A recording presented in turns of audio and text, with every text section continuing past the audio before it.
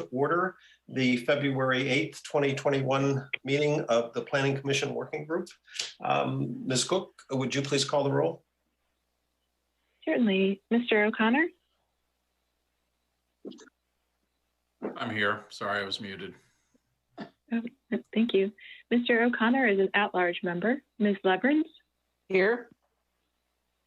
Ms. Leverns is also an at-large member. Mr. Haldeman? Here. Mr. Haldeman represents the Berkeley District. Mr. Polster? Here. Mr. Polster represents the Jamestown District. Dr. Rose? Here. Dr. Rose represents the Roberts District. Ms. Null? Present. Ms. Null represents the Stonehouse District. Mr. Kropp? Here. Mr. Kropp represents the Powhatan District and is chair of the Planning Commission. Ms. Wortman? Here. Ms. Wortman represents the Community Participation Team, and we have a quorum. Thank you very much, Ellen.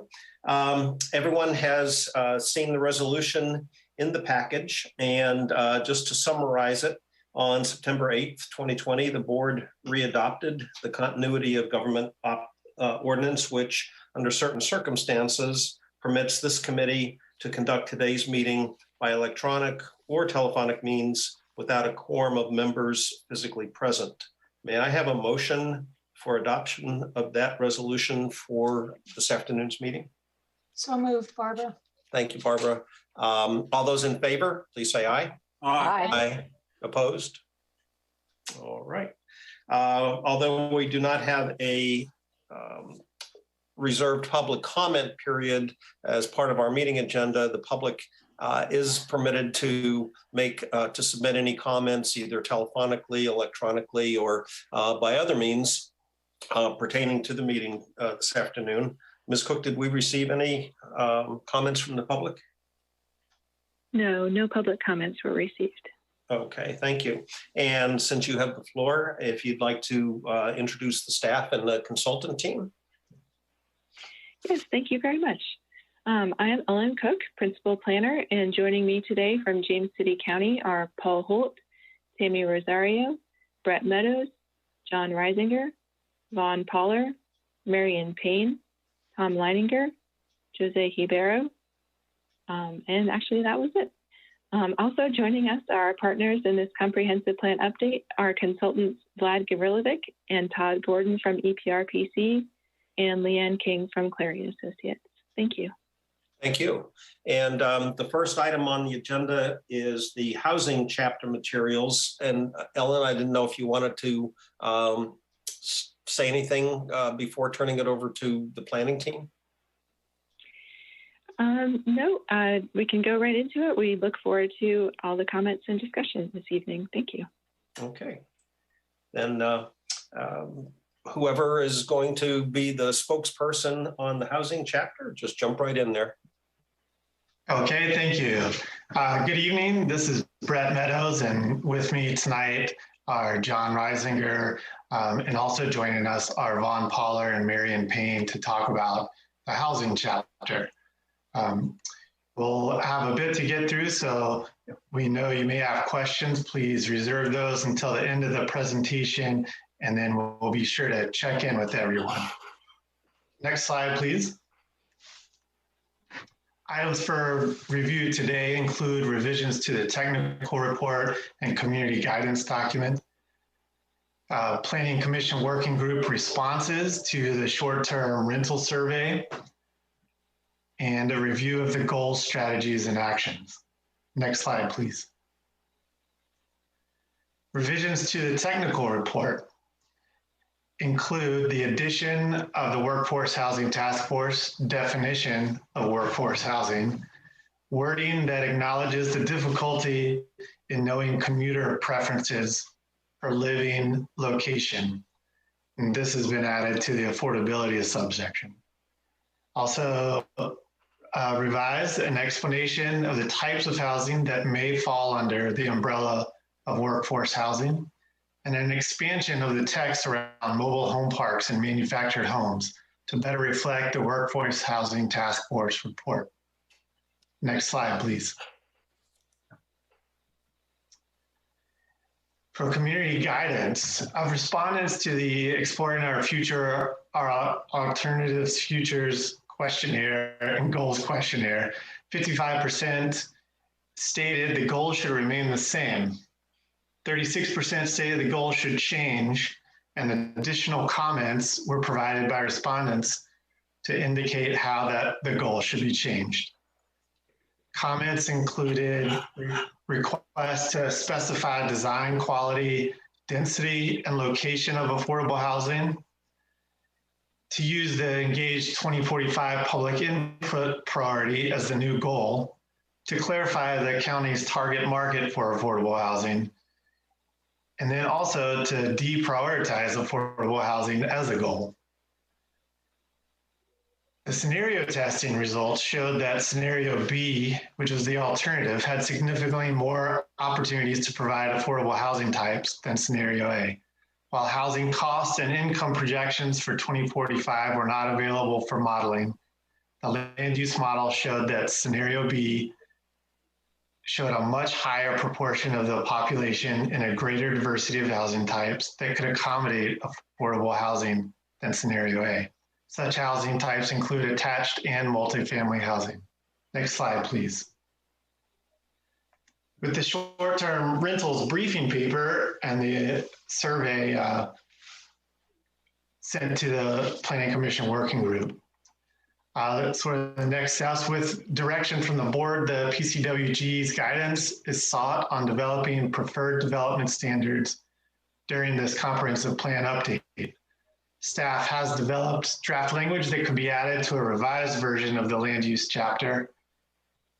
The new language is based on the compiled results from the Planning Commission Working Group survey taken in November and from discussion to date, but staff seeks Planning Commission Working Group feedback on this draft language.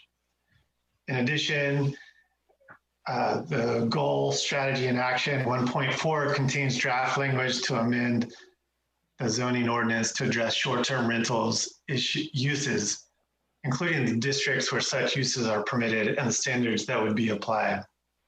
Next slide, please. Some highlights to the GSA revisions. Revisions have been made to incorporate all recommendations from the Workforce Housing Task Force report. Notable revisions include restructuring the GSAs to more closely mirror the Workforce Housing Task Force report, and the elimination of GSAs not included in the Workforce Housing Task Force report. Next slide, please. The housing goal with revisions from the last round now states achieve high quality design and construction in all residential development and neighborhood design. Provide a wide range of choices in housing type, density, price range, and accessibility consistent with the 4 principles of the 2019 Workforce Housing Task Force, and provide options for all county residents, including the county's workforce, aging residents, and low-income households.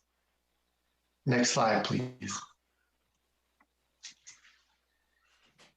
Now we'll move on to questions and comments, and to just kind of keep things rolling, we'd like to go through section by section. So we'll do the technical report, then the short-term briefing paper, then the housing goal, and then on to the strategies and actions.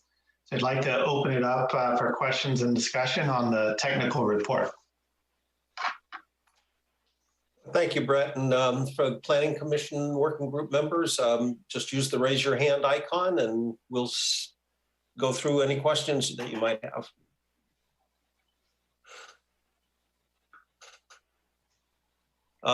Mr. Holloman. Hi, thank you, Mr. Chairman. Hi, everybody. I sent this in earlier, but I'll go over it again. One of the really good parts of the many good parts of the task force report was lowering the threshold for that used to be in the housing opportunities policy from 120% of AMI to 100% of AMI. But I think it needs to go lower. And the reason for that is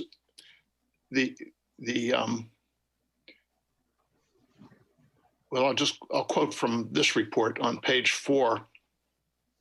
In 2018, the median home price in James City County was $292,000. A household, individual, or family would need an income of at least $62,000 to afford the median priced home. These numbers have changed a little bit since we did the Workforce Housing Task Force, but the result is the same. The median income for a James City County resident is close to $90,000 now, well above the $62,000 that's necessary to afford a $292,000 home. And so we really don't need any more median priced homes in James City County. We need lower priced homes. And this section on page 4 really validates that. Same with renters. The median rent in James City County is $1,250 a month, $1,248 a month.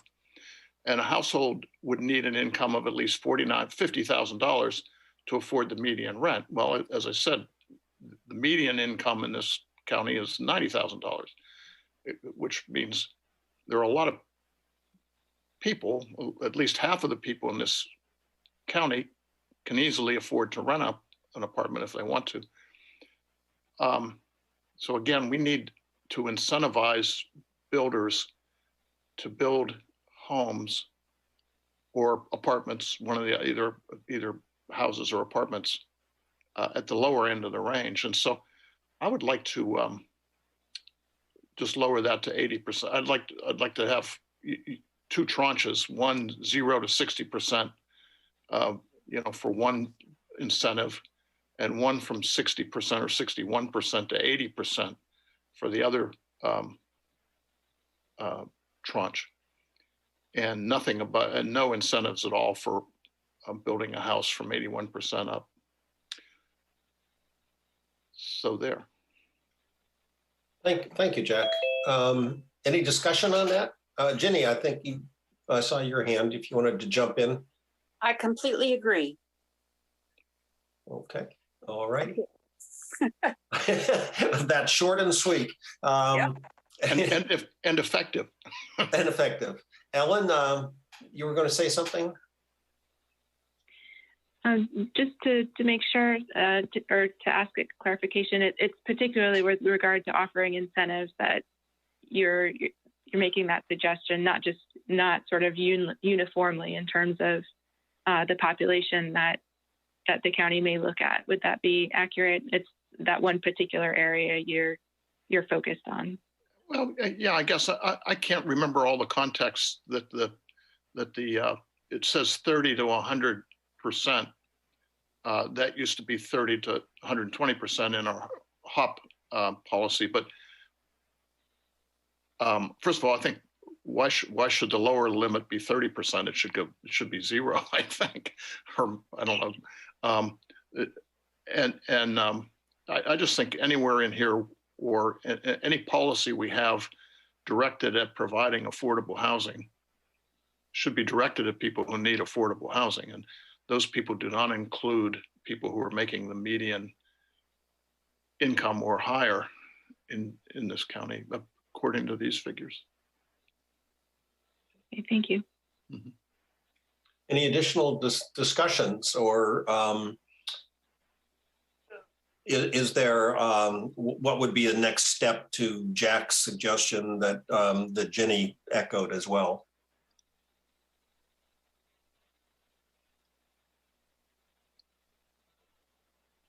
Can I just jump in for a second? Sure, on this also? sure. Mm-hmm. I noted, I think in one of my comments, that the chapter text really didn't make reference to the housing opportunity policy. Mm-hmm. And I think a lot of people who know about the policy may be uncertain of its status because it was off and then it was on. And Mm-hmm. I think it would be useful to clarify that it is still in effect if that's the case, and underscore what the policy is going to be now again. If it's, and keep it in the chapter, or put it in the chapter so that people know that there is such a thing. Mm-hmm. Okay. Frank, were you going to add anything on that discussion? Well, yeah, I mean, I think my comment that I've made to staff is that we need a housing opportunity policy, but we don't have one. It got rescinded. Mm-hmm. And so and we're not likely to get one because of the proffer piece, because all we have right now is somebody comes in and says, we're going to offer you this. And then there's a negotiation of which none of us hear anything except when it shows up. And so what I would like us to do as a follow-on action to this thing is go back through the density bonuses that are currently within the R5, mixed use, et cetera, every one of those zoning pieces except for the rural, and specify that if you have a 30 to 60% in there, we're going to give you some kind of an incentive, of which that incentive could be, you don't have to give us anything, or we'll give you something. But there ought to be some discussions about how you can implement what we're talking about in the light of the fact that we're not likely to have a housing opportunity policy for any time soon until the legislature comes back and allows us to do impact fees, which it didn't make it to the legislative agenda. So if we're going to take a next step, let's look at the density bonuses, let's put the 30 to 60%, and let's figure out how we're going to incentivize that. Okay. I'm going to, based on the discussions that we've had so far, I'm going to get some staff reaction. Either the team that is doing the housing chapter or Ellen. Any thoughts based on these last few discussion items? This is Ellen. I can jump in and then be glad to let other team members weigh in. So to Ms. Wortman's point, we do have some text in the chapter that discusses the housing opportunities policy and what has occurred with that. As Mr. Polster mentioned, due to the changes in state code, that policy was repealed for new applications for residential rezoning, and it discusses that. That's on page, one second here, H6. Page 6. Yes, thank you. And underneath that, there is some new text that has been put into the chapter that is intended to provide high-level guidance. It states guidance for new residential development moving forward is as follows. And then there's, I believe, 4 bullet points with a couple of sub-bullet points there that could be used as a starting point for looking at when zoning changes are proposed or when development applications are proposed. That lays out some high-level guidance, and we'll relook at that based on Mr. Haldeman and Ms. Wortman's comments this evening.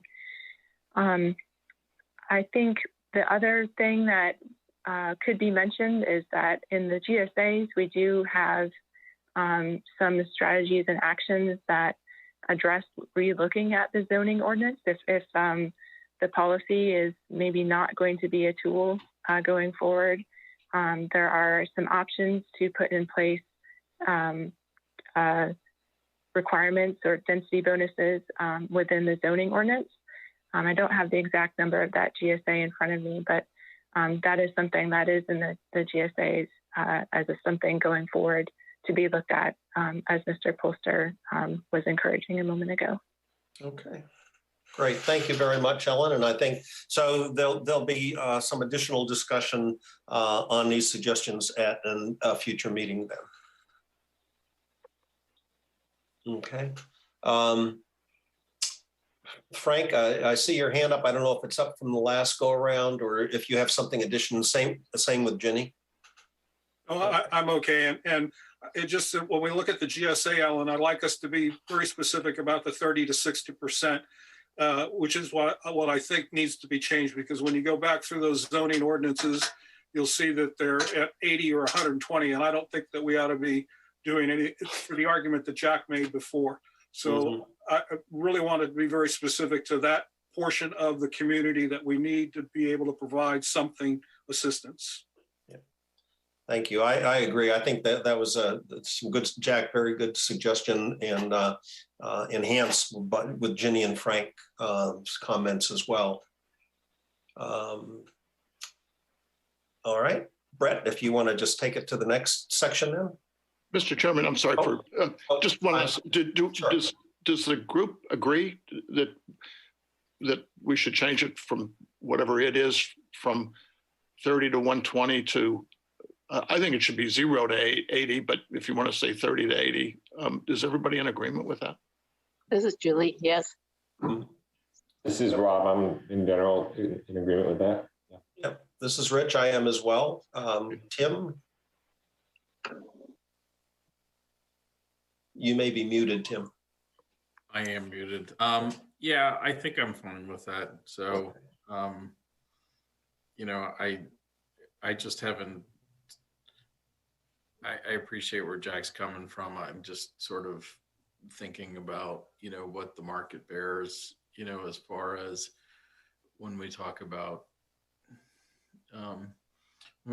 median income, is it because we don't have it, so they don't live here, you know, versus the like. So that's why I'm in favor of trying to adjust it downwards. Yeah, I agree. And Barbara, are you all right with that as well? Yeah, I agree with that. Okay. All right. Thank you. Thank you all. Anybody else? No. All right, Brett. Hey, thank you all. And I think it's been said, but in addition to these comments, I know we've received comments via email before this meeting, and so staff will look to incorporate those comments as well. So let's see, moving on to the short-term briefing paper, and then the update was sort of a compilation of the PCWG responses to the survey. I wanted to know, open that up and see the comments and questions for that. Any comments on the survey results that were compiled in the package that we have there?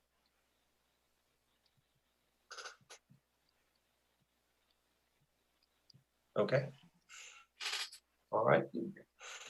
Oh, wait a minute. Ellen. Oh, yes, thank you. I believe, Ms. Wortman, you had suggested perhaps relocating the GSA that addresses this from the housing chapter to the land use chapter. Staff would be amenable to that, but just thought it might be prudent to bring it up for the group to discuss and potentially bless. Yeah, thank you, Ellen. Of course, now I'm embarrassed because there's the hot bread in front of me and I happily skipped over it. I'm sorry to say.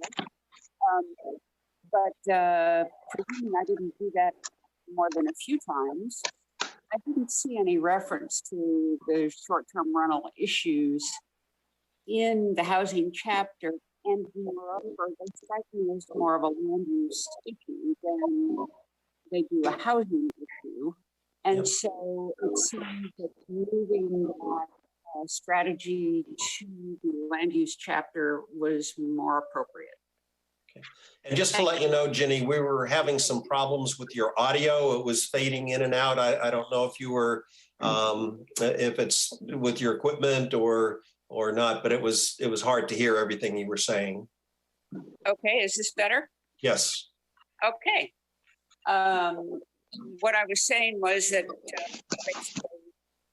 since the housing chapter didn't seem proposed for a discussion of short-term rentals, it might be better to put it in, and that's why I suggested moving that strategy. We're losing you again, Jenny. Yeah. Oh. Yeah. Okay. Better? Now it is, yes. Uh-huh. Okay. I keep making my little spiel shorter. Yes. I think it's more appropriate to move the short-term rental discussion to the land use chapter. And this is Julie. I think the most important thing is, and I echo this, is that I didn't see anything in the housing narrative that talked about short-term rentals. And I agree, that's more of an economic, tourist-related item. So I would agree that it should be moved to land use, or the economic section. Any thoughts from the other PCWG members? I was thinking maybe more in the economic section, to Julie's point, but I'm amenable to either one. I agree. I think Julie made a good point. But I'm comfortable with it being in either one. Okay. All right. Ellen, do you have any thoughts as to where it might fit better? Potentially as a land use GSA, given, as Ms. Wortman points out, that the discussion would be in that chapter as far as the description and then some of those high level guidance pieces. So if that was all right with the group, that might be a good place. I get the impression, anybody on the working group dissent with putting it in the land use section? I get the impression everybody's all right with that. Rich, I got my hand up. It's not that I'm not agreeing, but the current place within the land use chapter is with the land use map and the standards. And if you go to the rental, not the rental, but the residential piece, there's guidance and standards in there that I've been using every time we get a short-term rental. So I don't particularly care about the GSA, but I do care about the standard of what we're going to agree to is in that section of the land use chapter underneath the standards. Ellen? Yes, understood. I think we could, make a linkage there to the short-term rentals, which is, I think, currently in the first draft we'd sent you previously under the other policies, but we can look to make that connection. I definitely understand what you're saying there, Mr. Polster. Thank you. All right. This is Julie. Do we mention timeshares in the economic section at all? I can't remember. I don't. Yeah, I don't recall. I don't believe so either. Okay, so because I was thinking if we do mention them in the economic section, we might mention short-term rentals as well, or guest houses or whatever as part of the, accommodations for tourists. But if not, then land use is fine. Thanks. Okay. And to Frank's point as to the location and land use, I think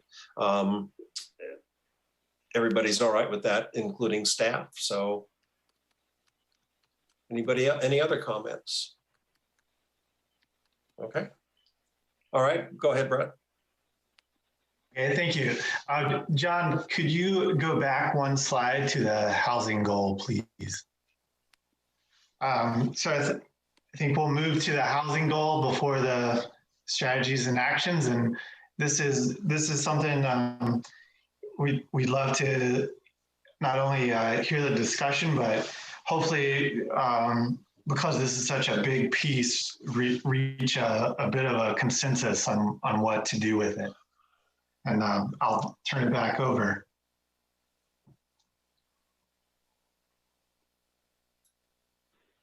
I believe, Ms. Wortman, you had potentially submitted some proposed revisions to that, if I remember correctly. Yes. Can you hear me clearly? Yes. Okay, good. We'll see how long that lasts. Yeah, in an email, I suggested the following wording. Consistent with the 4 principles of the Workforce Housing Task Force, maintain and develop residential neighborhoods to achieve high quality design and construction and provide a wide range of choices for both renters and owners in housing types, densities, price ranges, and accessibility that address the needs of the county's residents and workers of all ages and income levels. I know that's a mouthful, but there it is. Well, I personally like that recommendation. It seems more encompassing of the various categories of residents that we have here in the county, and it seems to make sense to me. I'm fine with it. I think it's better. This is Barbara. I think it's better than what is up here because it's easier to understand, I think. Yeah. Anyone, any other comments on Jenny's suggestion? All right. Thanks very much, Jenny. That was well thought out. You're most welcome.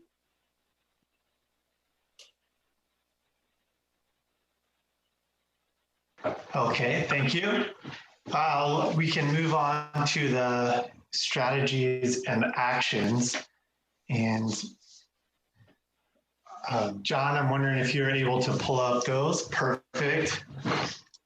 So I think there's quite a few for the housing section. And just as a recap, a lot of the changes are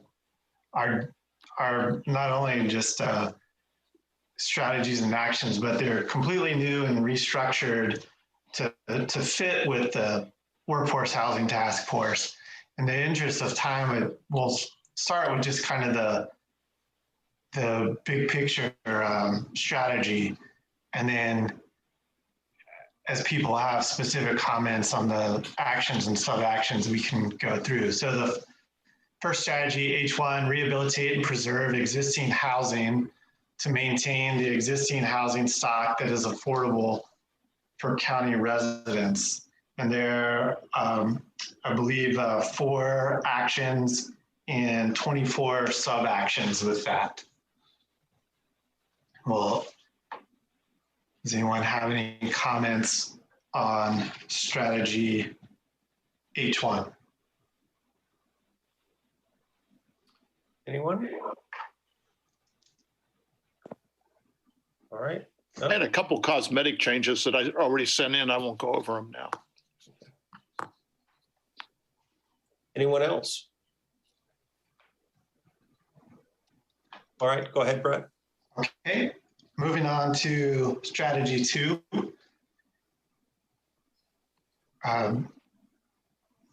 Promote housing production that results in housing choices for all county residents and workers, and is designed to respect the county's unique natural, historic, and cultural resources. And there are 7 actions and 44 sub-actions to this one. Any comments or questions to this section? Jenny. Hi, yes. I gave a whole raft of comments on these, and I don't want to repeat each comment. But one thing that I wanted to bring out was that on 2.2, I don't think the end goal is to increase housing production, but rather increase choices. So I gave some proposed alternative wording along the lines of amend the zoning ordinance to facilitate a wider range of housing types, sizes, and forms to make it more choice-oriented rather than production-oriented. Okay, thank you. Any comments on that? Let's see, Jack.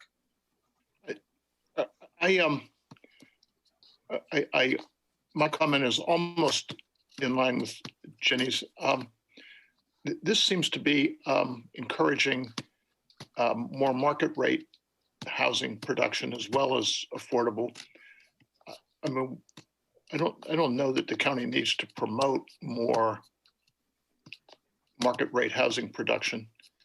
I mean, we certainly need to promote more affordable housing, that's for sure. But the others will take care of itself. The market rate doesn't need promotion. I don't think it's the the market will drive that. But you don't need any incentives. You don't need any special treatment or anything like that. I'm not quite sure what wording I'm looking for. But that's not quite what Jenny was saying, although I agree with what Jenny was saying, but in addition to what she was saying, I'm sorry for blathering here, but because And this is for 2.2 that you're referring to, right? Yes, sir. Yes, okay. It is. Okay. Tim? It's just a kind of a general comment in this piece, because we talked about in the first goal about preserving affordable housing stock. And then, this is sort of my tie-in, and there were a few other comments on the Airbnb, the short-term rental. Sorry, I won't use Airbnb. I'll use the short-term rental discussion. To me, that's a little bit conflicted, and it kind of follows through into some of this affordable workforce housing piece. When we say we want to preserve affordable housing, I'm not sure, I think what we're seeing for most of these short-term rentals would fall into that definition of workforce, the housing opportunity policy. So I feel like those are sort of conflicted, and I would like to understand how, if we're going to promote,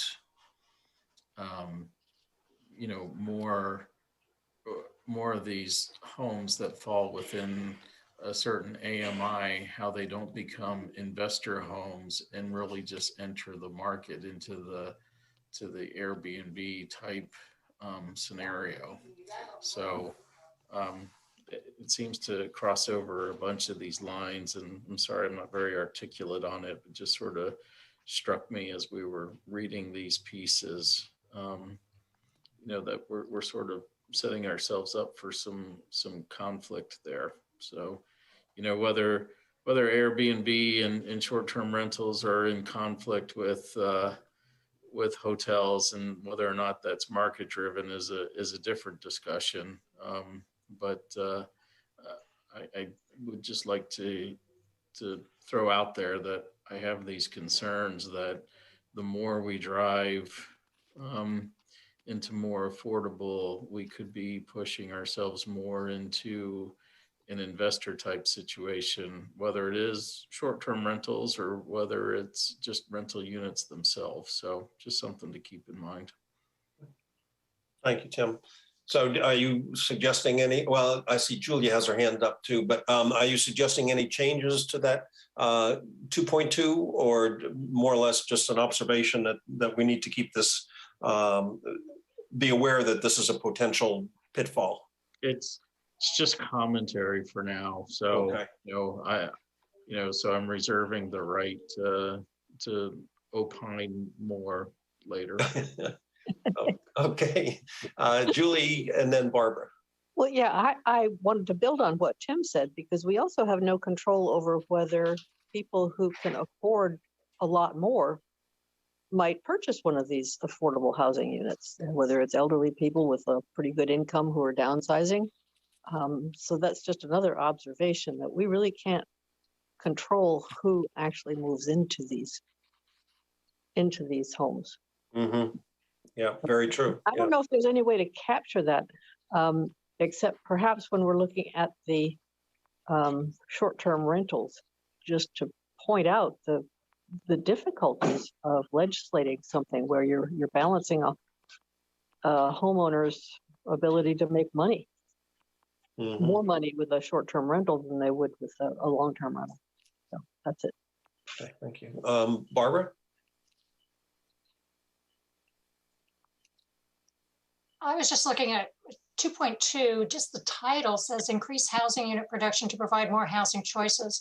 I think that should just say something like strive to provide more housing choices instead of saying how increasing housing unit production. Like you said, we don't need many more houses, but we do need some lower priced houses.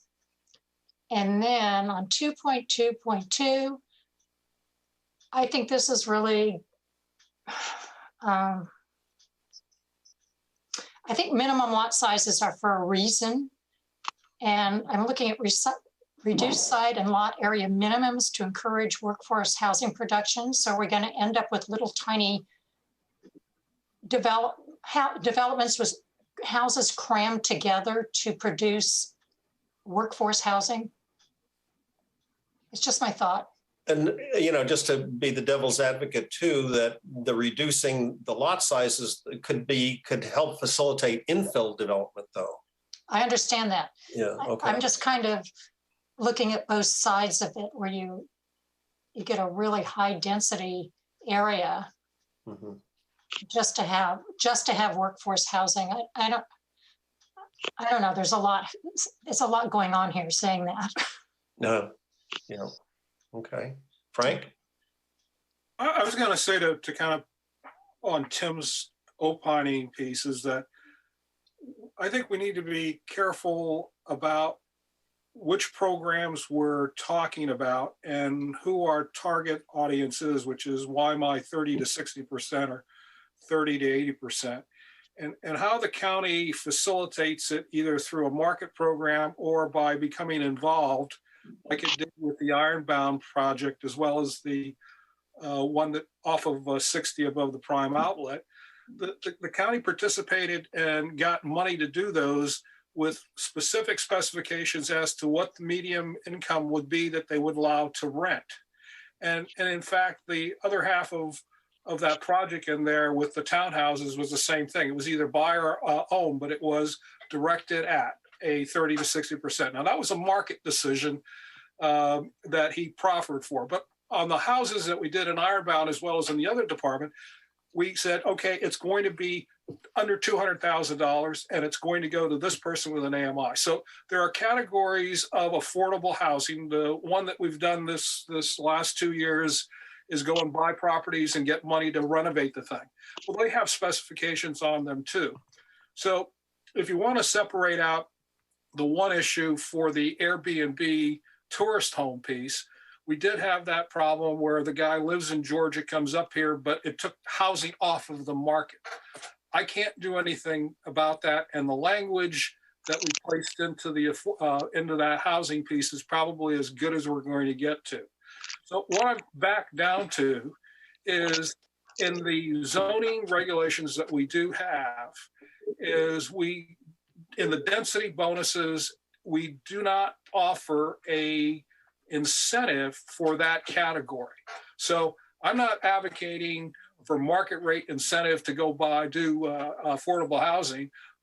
I'm saying if you build affordable housing for the 30 to 60%, then we ought to do something to help you. And one of those things that's suggested in one of these actions is using county land and partnership, which we've done before, which is another way of doing this. So when we come down to this paragraph, it is a question of what type of affordable housing are you talking about specifically that we want to support? And the ones that I've specified are the ones that the county has supported, and those are the ones that we should continue to support. Thank you. Thanks. Jenny? 2 points. One, to the point we're just discussing.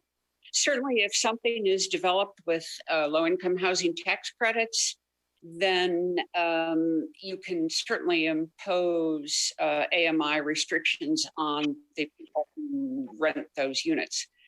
To Barbara's point on 2.2.2, I went back and looked at the Workforce Housing Task Force report on this because I remembered, or I thought I did, that the reduction of lot minimums and was to facilitate smaller home types, but also to encourage developers that included smaller nonprofits who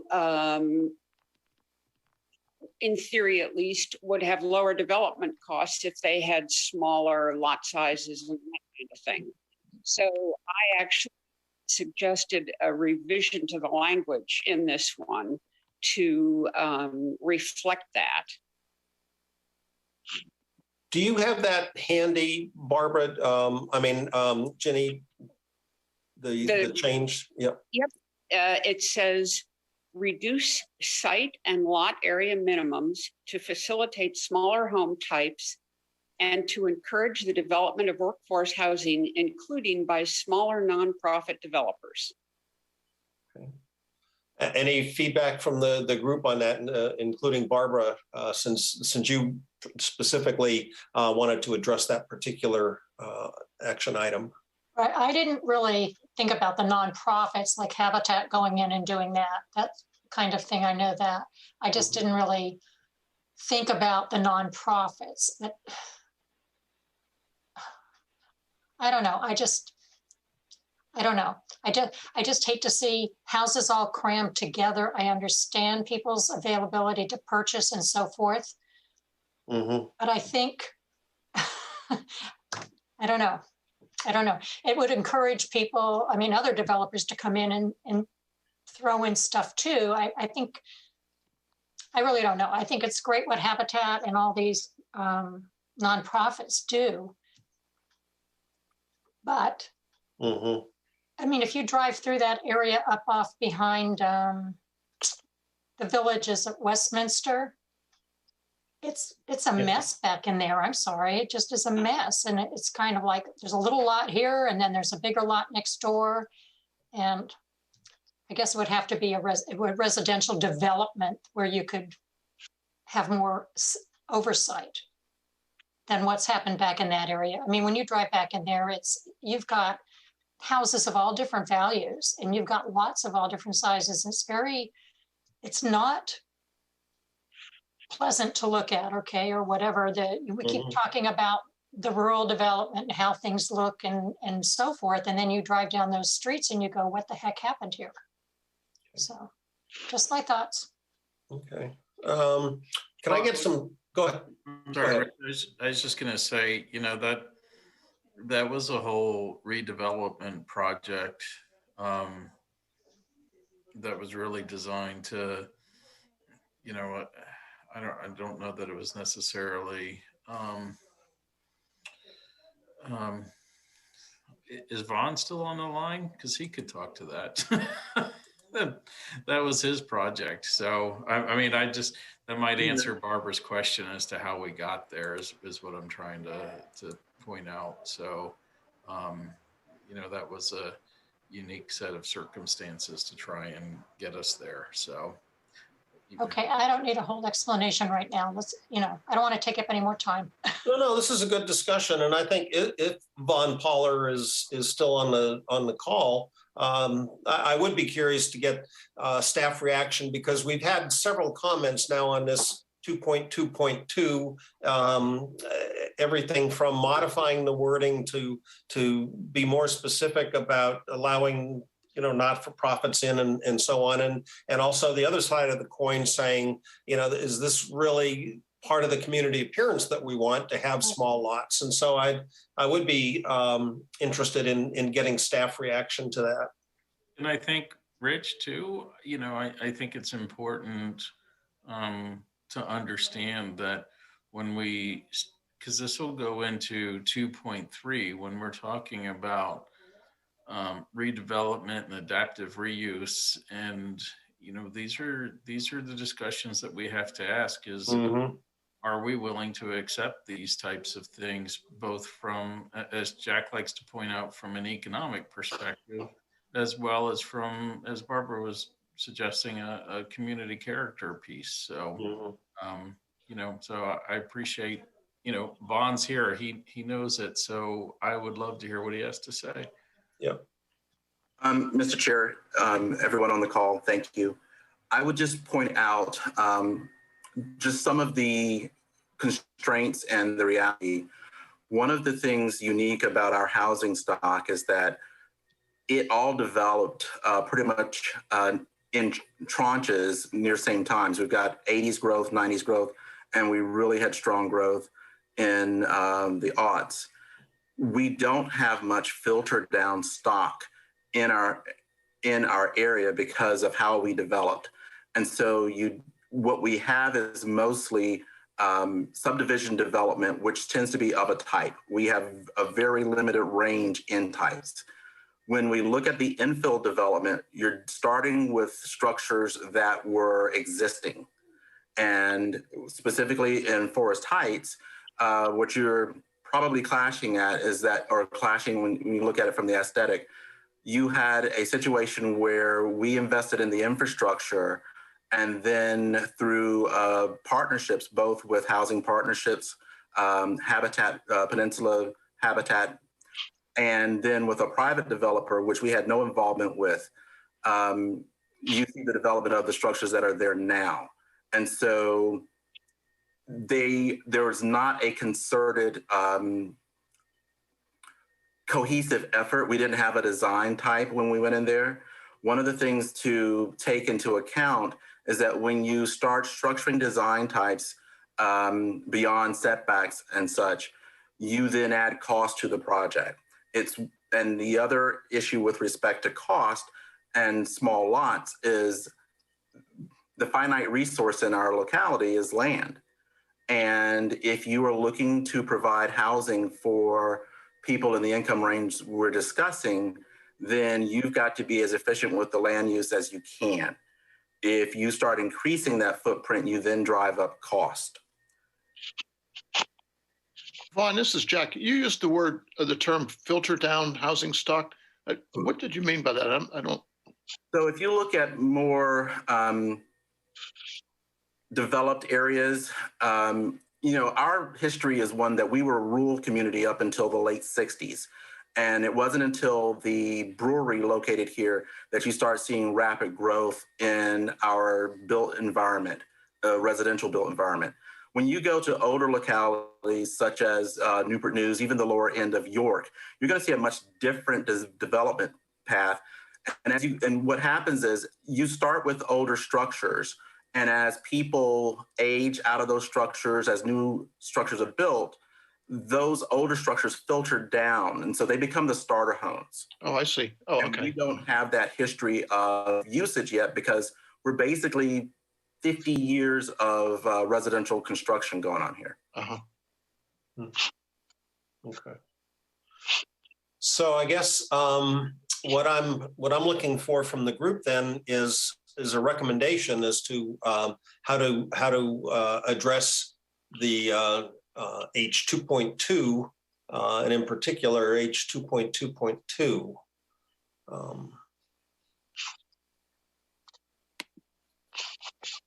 We had a rewording suggested by Ginny. We had a caution that Barbara brought up, and that's a very good point as well. So I guess staff at this point would be looking for some PCW guidance as to what to do with that particular action item.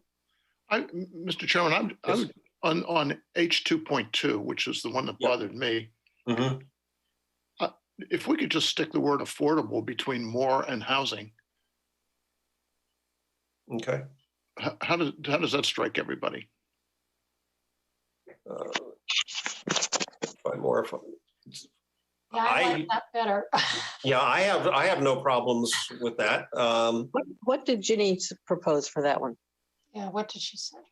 Well, I think Jack's saying he's looking at the overall H 2.2 increase housing unit production to provide more affordable housing choices. Is that right, Jack?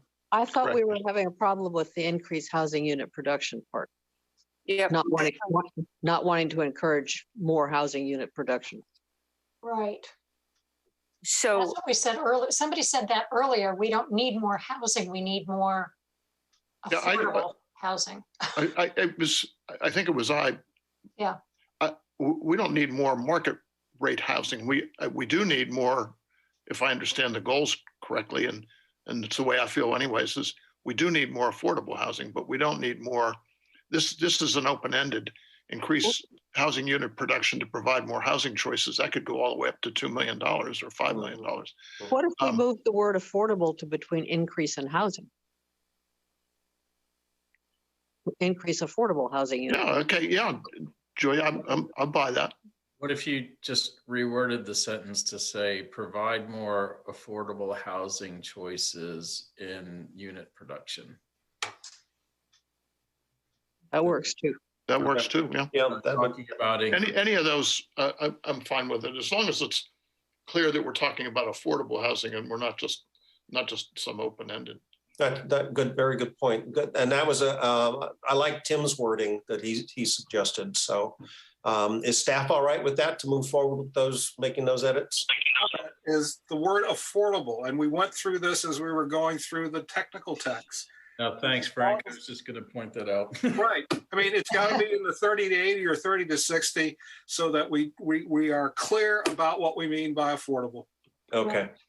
Okay. So you would recommend 30 to 60 instead of the using the term affordable?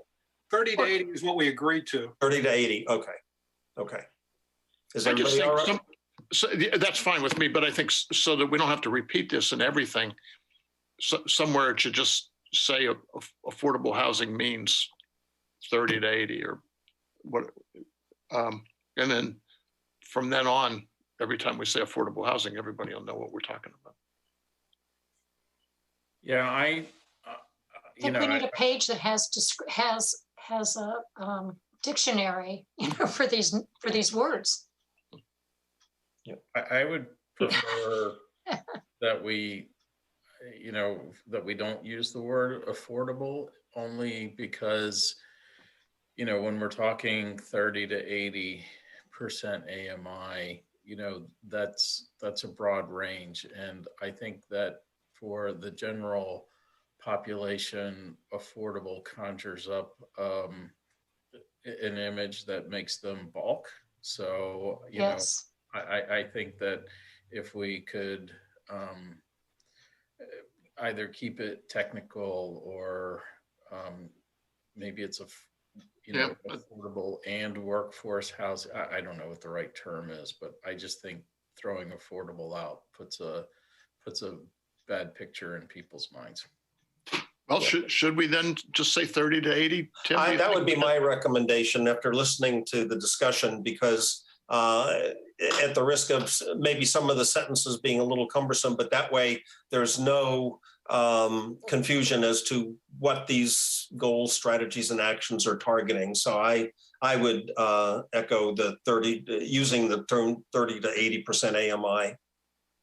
When we talk about the technical report, which talks about this issue, is instead of just saying 30-80, which you need to say is the average starting salary for a school teacher, fireman, or policeman in James City County is $41,000, of which that's less than 40% of their annual income going to rent. So some description of that gives you a feel of what that target population is. Okay. And just to interrupt for a minute, I saw Marion Payne had put a written comment in, and I wanted to let her have an opportunity to speak on that as well. She put that in at 4:58, so just a minute ago. So Marion, did you want to make a comment on this?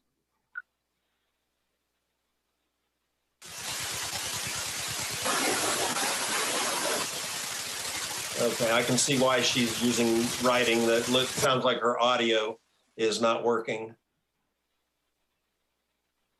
She said could be affordable to households at 0 to 80. Mr. Chairman, this is Vaughn. I think what Marion was hoping is that we could clarify 0 to 80, 30 to 80, with the emphasis that 0, we should give some address to the population between 0 to 30, which I think we understand would be subsidized in order to reside here. Okay. Any thoughts from the working group? Is she talking about the voucher program? Right. From 0 to 30, you're basically talking about vouchers, but you also have to consider the segment of that population who's also senior, so 62 and older. That's where we discuss the issues such as Parker View and the need for more subsidized senior housing. Jenny. I was going to say that I was thinking that it would be better to use the word workforce housing rather than repeat 30 to 80 each time. But now that Vaughn has made this comment about seniors, that's also, that may not be a good suggestion. So I think what Marion was suggesting is maybe what we should maybe do is say, you know, provide more housing choices affordable to households following in that 0 to 80% AMI, and you know, with new unit production or whatever we want to define that. So I think what she was trying to do was capture that, that we're not making it affordable as in, you know, some form of a voucher program, but it's affordable to households within that range.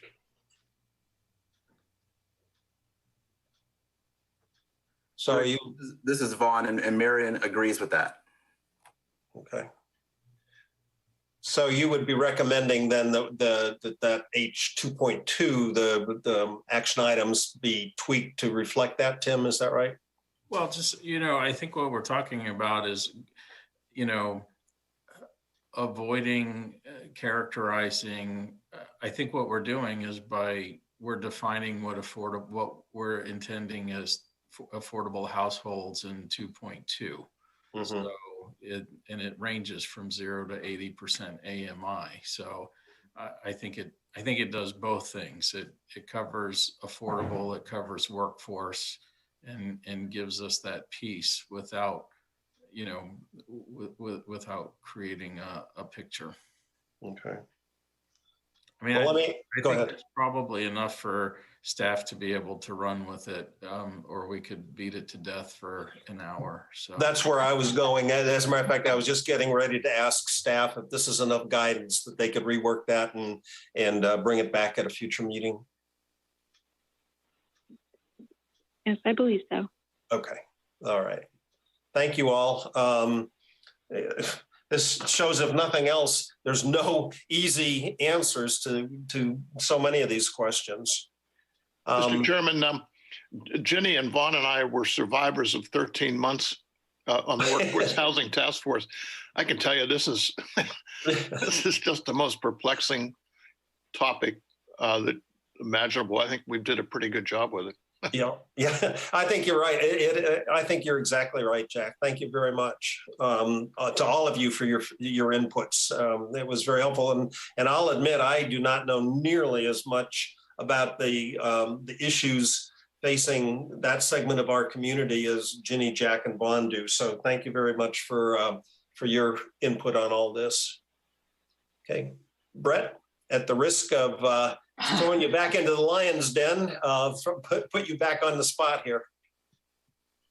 Well, thank you. I think that was a pretty great discussion. Are there any other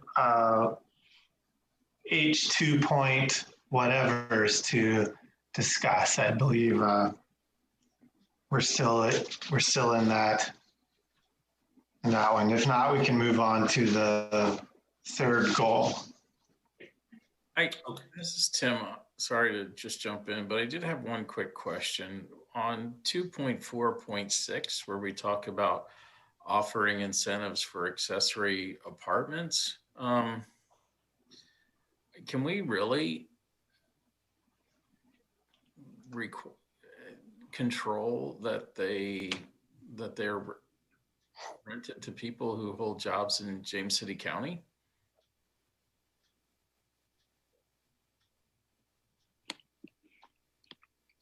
And this is a question for staff.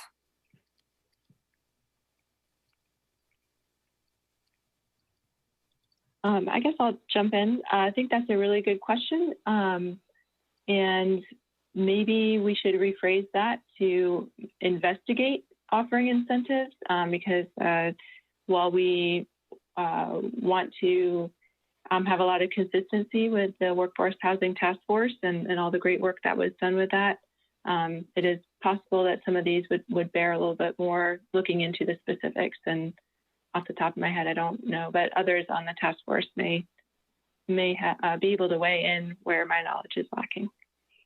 Well, I see Jenny has a hand up, as does Jack. Yeah, my recollection is that the task force decided that more accessory apartments would provide more affordable housing, but that the fee waivers that are discussed here are meant to apply only when, you know, you have your grandmother or somebody living in that accessory apartment. So it's just for, you know, people who are residents. Mm-hmm. Are you saying that if it's limited, or the idea was to focus on family members living in accessory apartments? Or people working in the community. Okay. So that the incentive is for people who work or live in the community who work in the community or have other special needs. Mm-hmm. Rather than somebody who gets an accessory apartment and then drives to Newport News to work. Now, whether or not we can do that, I don't know, but that's what I recall from the task force work. Mm-hmm. I think I like, and I see Jack's hand is up, but I think I like Ellen's comment to investigate, because so much of the accessory apartment issue has to do with family members, for example, say elderly parents or whatever that want to downsize. And so it's not necessarily, you know, these aren't necessarily individuals that might be in need of economic incentives like reduced fees and that sort of thing. And so I get a little concerned that we're trying to do too broad a brush on that by saying, you know, the focus is on people who don't work in another community, but will work here. And that's why I like the term investigate better, but I'll shut up and let Jack have his say on that. Well, thanks, Rich. One of my concerns about affordable housing has been just this, that we use county resources to build or subsidize or promote affordable housing, however we define it. And people who work outside the county and who typically earn more than people who work inside the county, particularly at the lower wage levels, end up moving into those and then commuting elsewhere. And we haven't solved the problem, which is to provide affordable housing for our workers. And I asked that question in the email I sent around yesterday or the day before. And the answer I got back, quote, "For housing programs the county administers, the county can only restrict based on income, not on where people have been living. Mm-hmm. I can't remember who sent that, but I took it as gospels. Mm-hmm. Yeah, and the scenario when a person might be moving into an accessory apartment and working here in the county could change the next day if they're offered a job someplace else. And you know, how do you monitor that or manage that, or what do you do with that? Good point. Yeah, Barbara? Well, I was going to say the same thing about you can't monitor it. You can't really tell people what they can and cannot do when they build something on their property. And also offering incentives and waive fees, that's going to be made up by people renting. They're going to get rental income. So why do they need incentives to build apartments? I would think that if you have elderly relatives or something that you want to build an apartment for and they're disabled and this and that, then there's other kind of vouchers they can get from certain groups to help build that. But once you know, if I was going to build an apartment on my property and rent it out, I figure that's enough, you know? Mm-hmm. I mean, why would you offer incentives for it? Right. Plus, you can't tell people who they can rent to. Not really. I mean, I don't think you'd be able to stand up in court and say that. Mm-hmm. You know, oh, he had a job in James City County, but he's in Newport News or up in New Kent. You know, therefore you have to throw him out. I mean, I see a big mess with that whole thing right there. Any comments from staff on that? This is Julie. I wanted to make a point. Oh, also. I'm sorry. I don't think I agree with the idea of offering incentives for accessory apartments, but I would like to see the county investigate allowing its accessory apartments in more zoning designations, and just leave it at that. Okay. Sounds like so you'd be advocating changing H 2.4.6, Julie, to just investigate allowing accessory apartments in more areas of the county. Okay. Staff, any feedback on that suggestion? Let's see. Frank. We're glad to. Oh, Ellen, go ahead, Ellen, and then I see Frank's hands up. Go ahead, Ellen. I apologize. I was just to get back to you as staff. We'd be glad to look at that. Okay. All right. Frank? I haven't got a problem with investigating it, but I would just caution that we approved an accessory building for a mother on Centerville last year. And then the guy came back in with an Airbnb and said she's not ready to move down here from wherever they were. Mm-hmm. And so as long as we're wide open that accessory apartment doesn't mean that it's going to end up with affordable housing. It could be another Airbnb. So I'm just, That's a very good point. Yeah, I remember that case. Right. Yep. Tim? Oh, I'm sorry. I was going to make the same point that Frank did, that, we see that, and unless there's a way to control that we're doing it for, for folks with limited mobility or disabilities or something, and have a way to control that. I don't know how you inspect it. So it's, to me, it's kind of, this is sort of like making a rule you can't enforce to a bunch of other people's points. So yeah. If I could, I'd like to just inject here the idea with respect to control.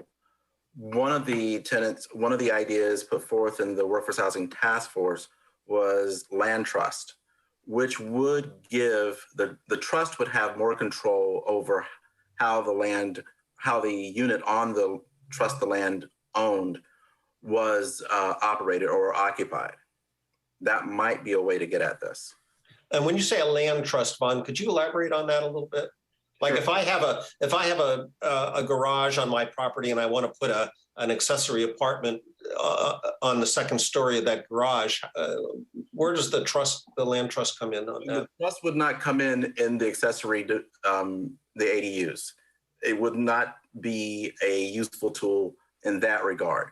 Okay. But with respect of how to determine the affordable units that are developed in the county and that they're serving that specific function, the trust would be a way to allow that to occur. The trust would own the land.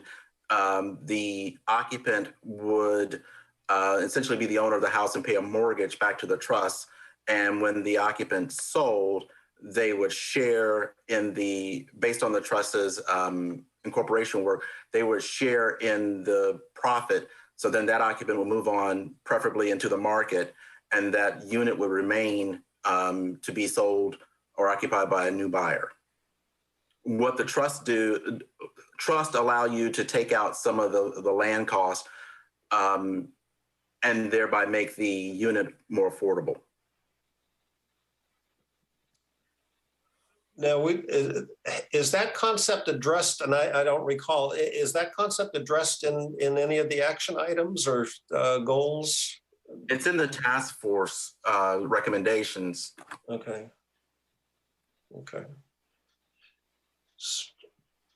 Is that something that would warrant adding it to one of the housing goal strategies or actions items? It's in H6. It's H6. 6.5. Okay. All right. Well, we'll get down to that one then. Thank you, Ginny. And then in the meantime, the discussion 2.4.6.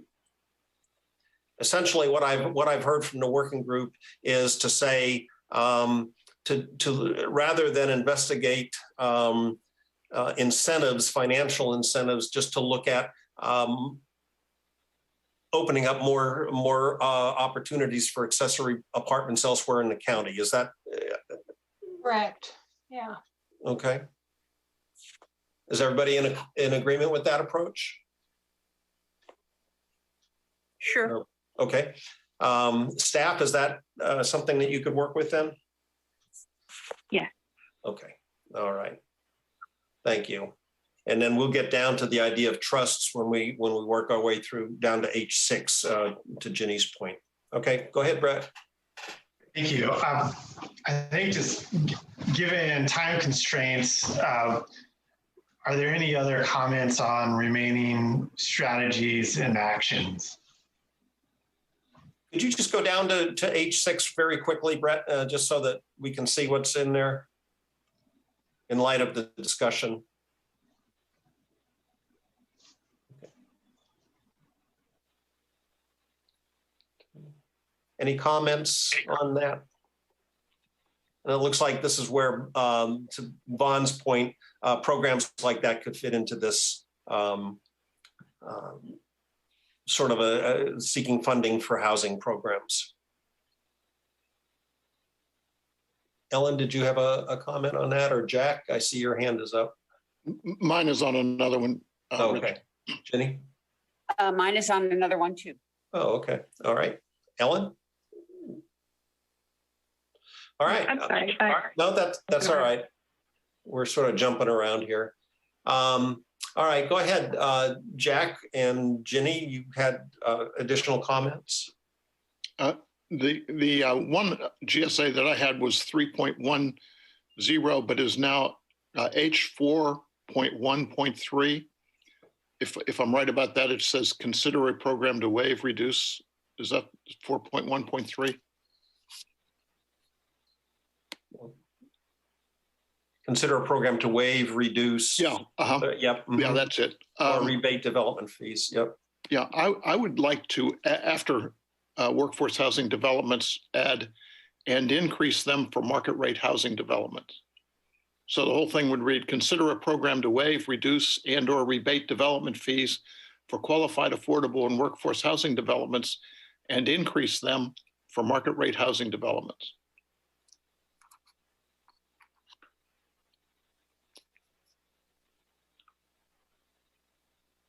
And what will that do, Jack? Well, it'll, first of all, it'll be more fiscally neutral for starters. But, you know, we're trying to encourage the building of more affordable and workforce housing, but we're not trying to encourage, I don't think, the building of more market rate housing. Right. And so it's just a balancing act, that's all. Okay. All right. Any discussion on Jack's suggestion for this particular action item? I just wanted to reinforce that it gets back to going back and looking at the residential density bonuses that we have currently. And what Jack is saying here is that if you're offering a 0 to 80 or 30 to 60 in there, your density bonus ought to be rewarded. Okay. Okay, that's what this is saying. And so I just want to make sure it's clear that when we go back and relook at those zoning pieces, it's how to incentivize affordable housing by looking at the density bonuses, whether it's PUDC, limited residential, or whatever, or R5, is that we're very specific about how we want this applied. Okay. And I'm going to jump to Tim because I know he has a hard stop in just a minute. And so I want to let him get his 2 cents in as well. Go ahead, Tim.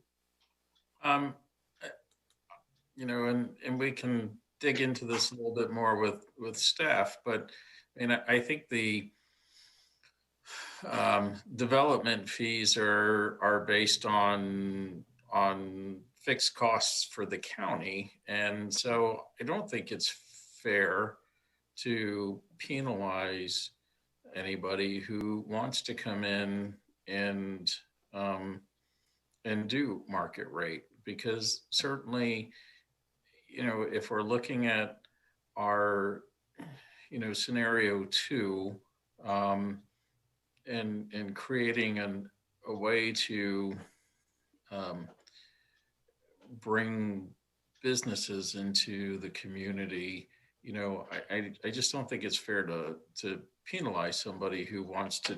I mean, they're going to be covering other costs, you know, whether it's through proffers in a rezoning or through the, you know, user fees in the ordinance. They're going to help cover those costs of fire in schools and hookups. And this 4.1 is really, as Frank pointed out, is to incentivize production of workforce housing. So I think to include a penalty for market housing, it's just not appropriate here.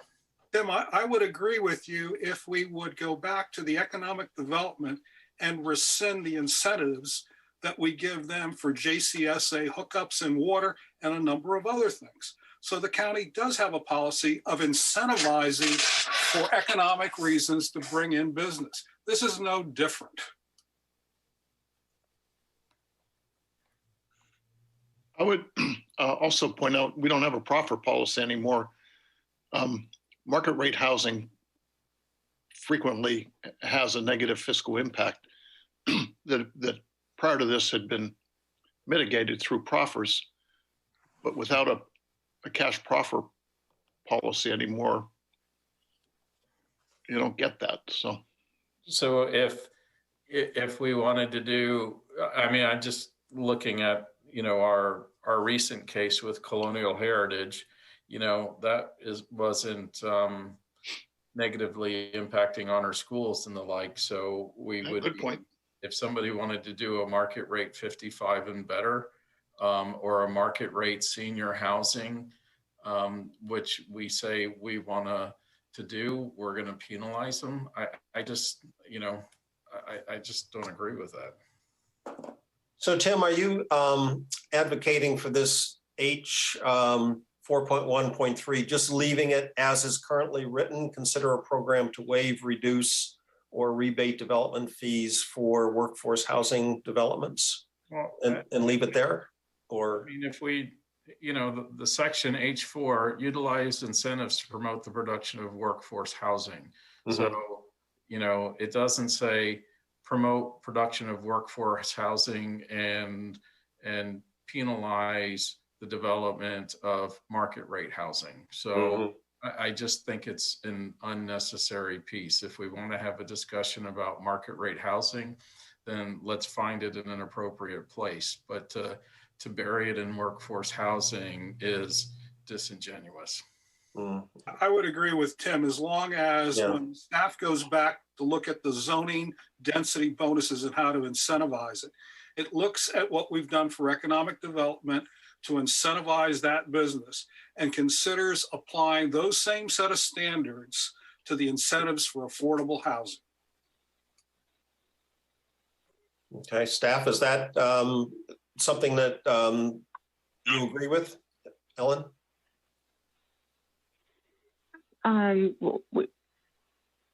Yeah, we can keep the GSA as is currently written.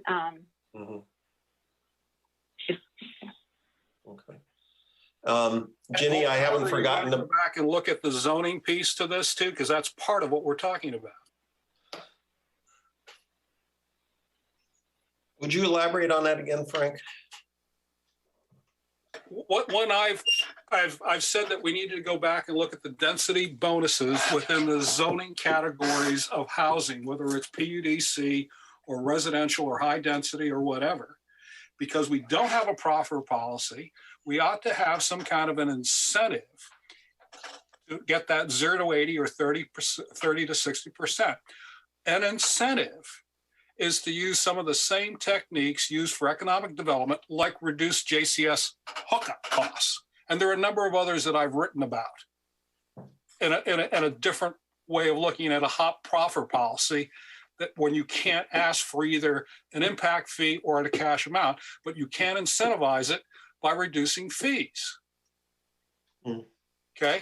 And so what I'm suggesting is that when we look at this language here, there is an action that goes to and takes a look at the zoning density bonuses and rewards the development of that category of housing. So you're saying that needs to be linked, this goal.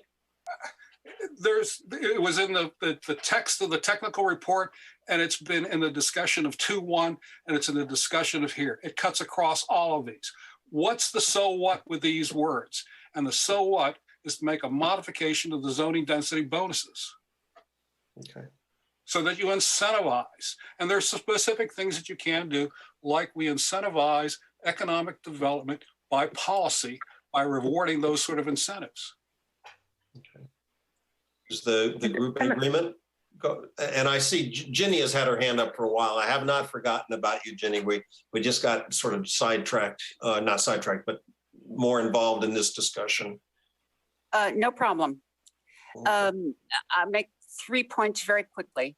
Number one, regarding the one that we've just been discussing, 4.1.3, it's buried under 4.1, which refers to expedited permitting. So it really ought to be moved to 4.2, which is tax incentives as opposed to expedited permitting.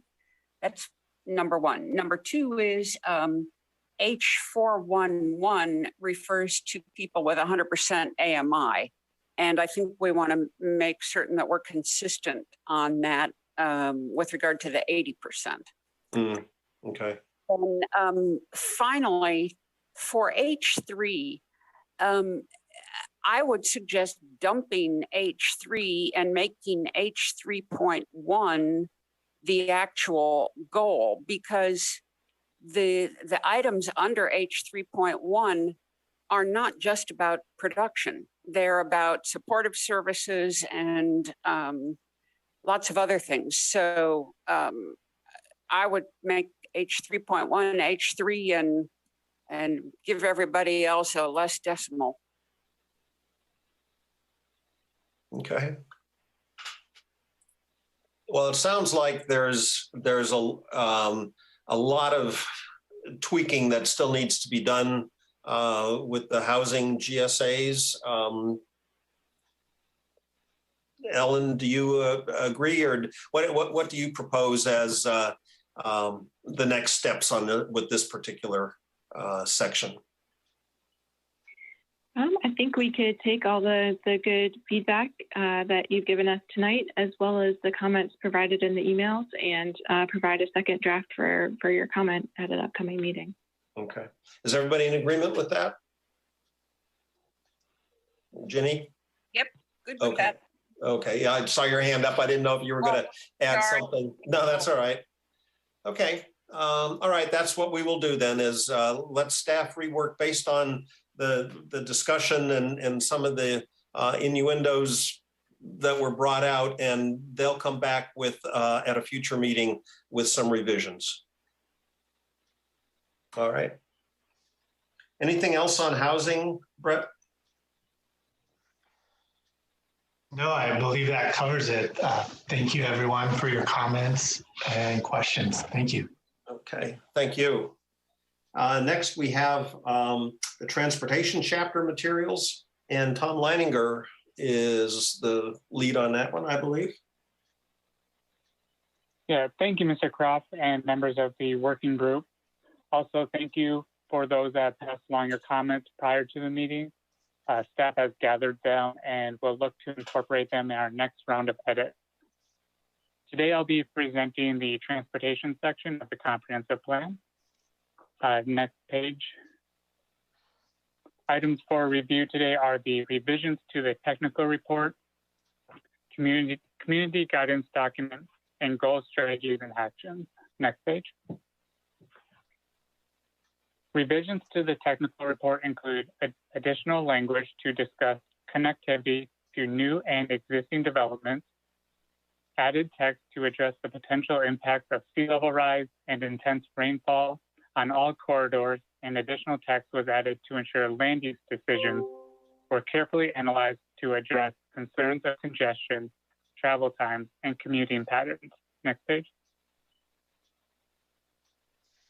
The community guidance document was updated to include the latest responses from citizens in regards to the 2035 Comprehensive Plan transportation goal. Approximately 58% of the respondents stated that they would like the goal to remain the same, while 33% would like to be revised. 30 respondents asked the goal to be more inclusive of different travel modes such as biking and walking, and less emphasis on automobile use. The scenario B testing scenario led to more population in areas of public transportation and walking networks. Additionally, the scenario showed more potential for walkable access to future sites. Next page. Revisions to the GSAs were made based on the November 9th, 2020 Plan Commission Working Group meeting, input from WADA and Economic Development, and to coordinate with the strategic plan. Next page. Based on the community survey, staff has revised the transportation goal, stating provide citizens, businesses, and visitors of James City County with an efficient, safe, attractive, and resilient multimodal transportation system that encourages use of non-automotive forms of transportation and reinforces or is consistent with the goals and land use patterns of the comprehensive plan. Next page. And before we go through the GSA documents, I'll turn it over to you guys for any questions or comments regarding the technical report, the community guidance, or the goal of the transportation section. Any comments? And just as a point for everybody, Tim had to leave. He had a hard stop, so he won't be joining us for the remainder of the meeting. No, Rich, it's Tim. I'm going to stick around for a couple more minutes. I told my next meeting I was running late and gave it to somebody else to host. Thanks. Oh, okay. All right. Thank you, Tim. All right. Any comments? This isn't a suggested change, but I wanted to make the point. I made it in the memo I sent around earlier, but it's striking to read under the Jamestown, John Tyler, Monticello, and Richmond Road sections that each is challenged by overdevelopment, and yet normal mitigation solutions are precluded for one reason or another. We've really backed ourselves into a hole here. So I would hope that kind of overlies a lot of our discussions on a lot of different subjects, whether it's land use or transportation or what have you. Thank you, Jack. Anybody else? Any other comment? Okay, Tom? All right, we will turn it over to the GSA document. Wait for John, there we go. So we'll just start with T1. And if you have any questions on the first set of strategy or first set of actions, foster an efficient, safe, effective, and resilient transportation system that supports the county's land use, community character, and high quality of life.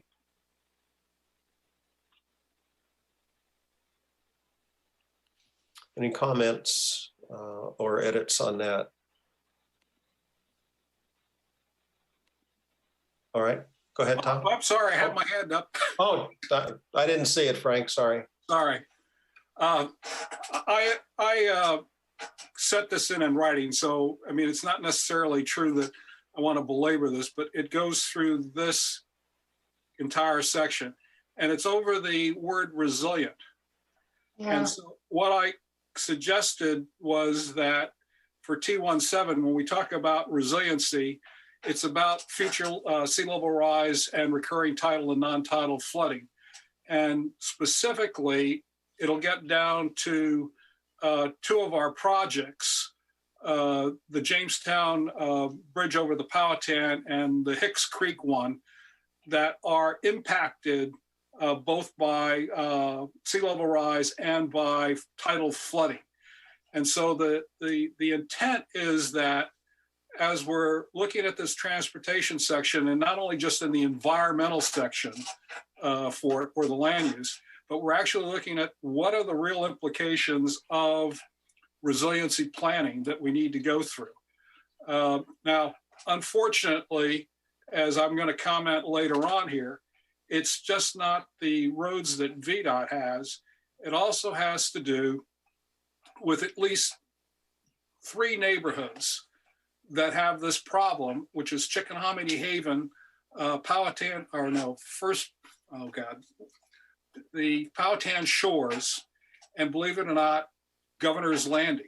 Now, these are essentially private homeowners that are going to have problems with their roads from sea level rise and flooding.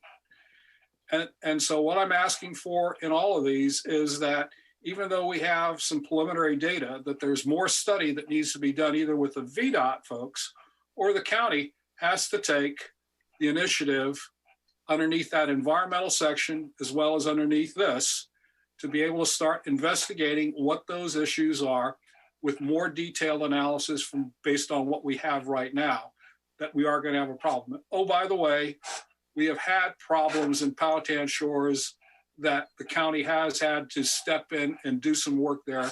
And we know about Chickahominy Haven. What we don't know about is the Governor's Landing and Jack's Golf Course, which is going to be in trouble. Don't mess with my golf course. Yeah, that's what we're talking about, Jack. You know that. So I just want to make the point that the sea level rise, tidal flooding, and whatever is just not an environmental issue. It's going to impact other infrastructures that we have. And that's my comment. That's a very good point, Frank. Thank you. And Tim, you had your hand up. Yeah, no, I'd just like to tag on to Frank's comments, you know, and I'm not sure where the right place in the transportation system it falls, but you know, when we talk about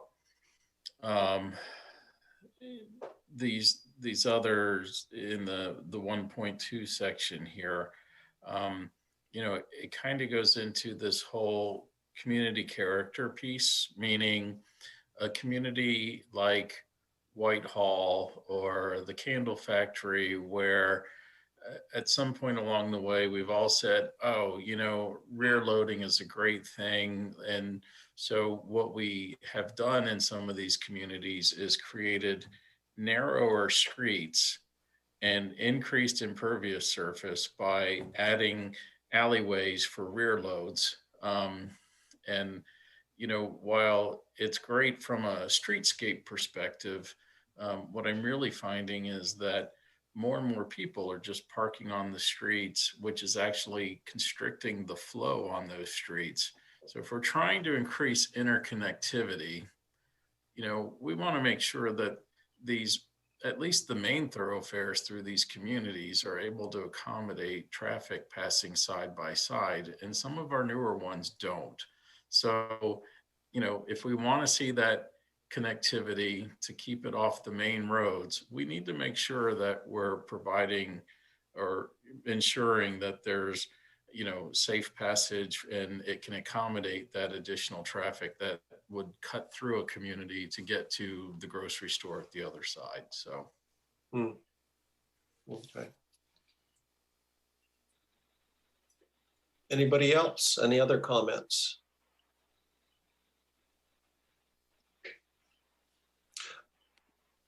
Or were you recommending adding an additional action item, Tim, or just is sort of putting that out there that we need to be conscious of that on future development? If I could make a suggestion of where I think that would fit. Yeah. Is when we get to the design guidelines and you look at those details in there for the back of the exact same thing Tim's brought up and Julia's brought up before on the parking in these places, I think that's an appropriate place to look at what the widths of those streets look like relative to the main areas. So I'd ask staff to take this on board, Tim's comment, and look at their design guidelines for the different types of communities that they suggested to see if in fact they couldn't put language in there that gets to Tim's point. I think that's a great suggestion, Frank. Anybody disagree or want to revise that suggestion? Otherwise, we'll ask staff to look at incorporating that into the design guidelines. All right, thank you. Good comments all the way around. Tom, back to you. All right, we'll move to T2. Oh, excuse me. I'm sorry. Yep. I have a couple of the decimals under one. I didn't realize we were going to skip right to two. I'm sorry. T1.2 deals with new developments, but doesn't address the old bugaboo of cumulative impact. And if we just look at the new development that's, say, before a legislative application to maintain acceptable level of service and ignore the potential unused capacity of the land in the immediate area.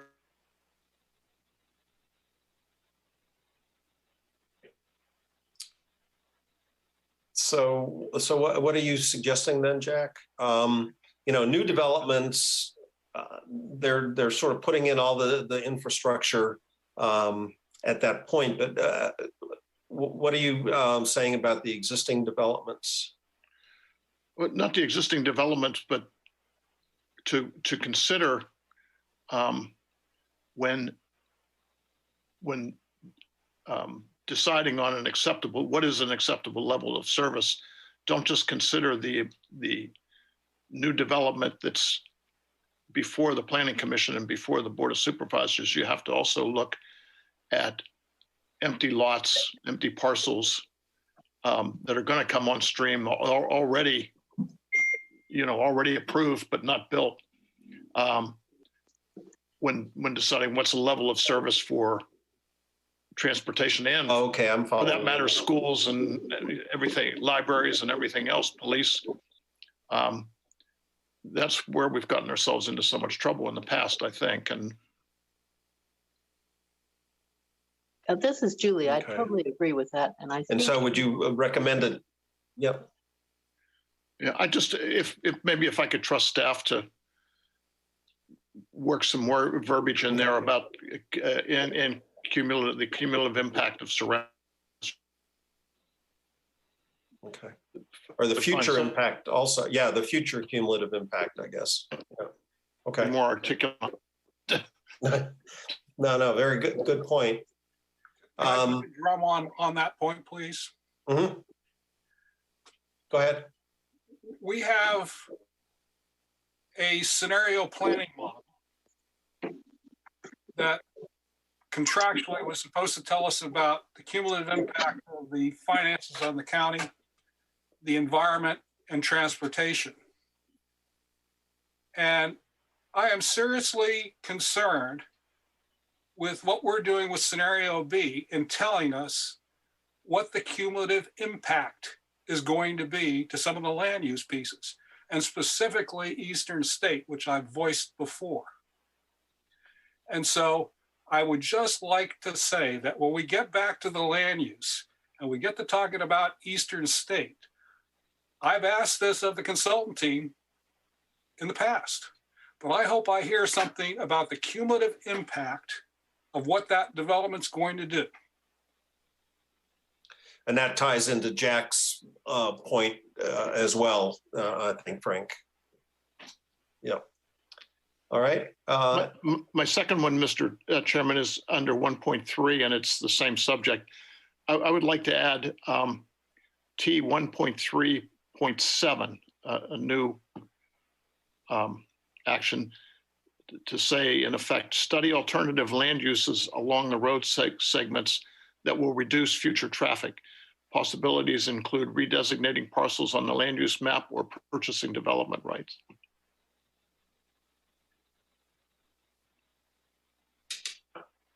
Would you read that? Would you say that one more time? Sure. Study alternative land uses along the road segments that will reduce future traffic. Possibilities include redesignating parcels on the land use map or purchasing development rights, period. This is Julie. I wholeheartedly support that. I'm still trying to get my understanding on that completely, as opposed to the existing programs, that look at alternative uses. Could you elaborate just a little bit more, Jack, where you're going with that? I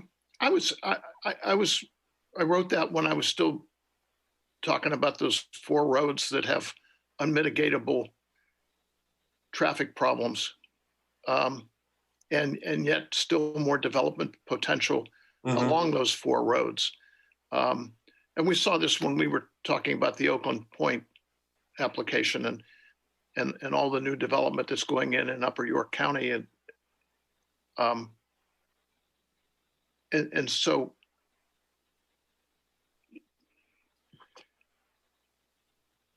I don't know how to better phrase this, but if we know that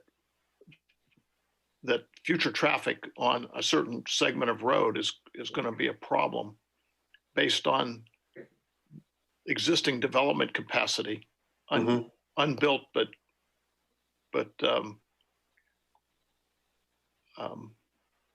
on stream. Okay. We should do something about it, basically. And so that's where your 1.3.7 would come in, and that's to more aggressively look at land uses along roadways that are projected to be under stress. Yes. Okay. I sent this. Staff should have the verbiage. I sent this out in my memo of a couple of days ago. Okay.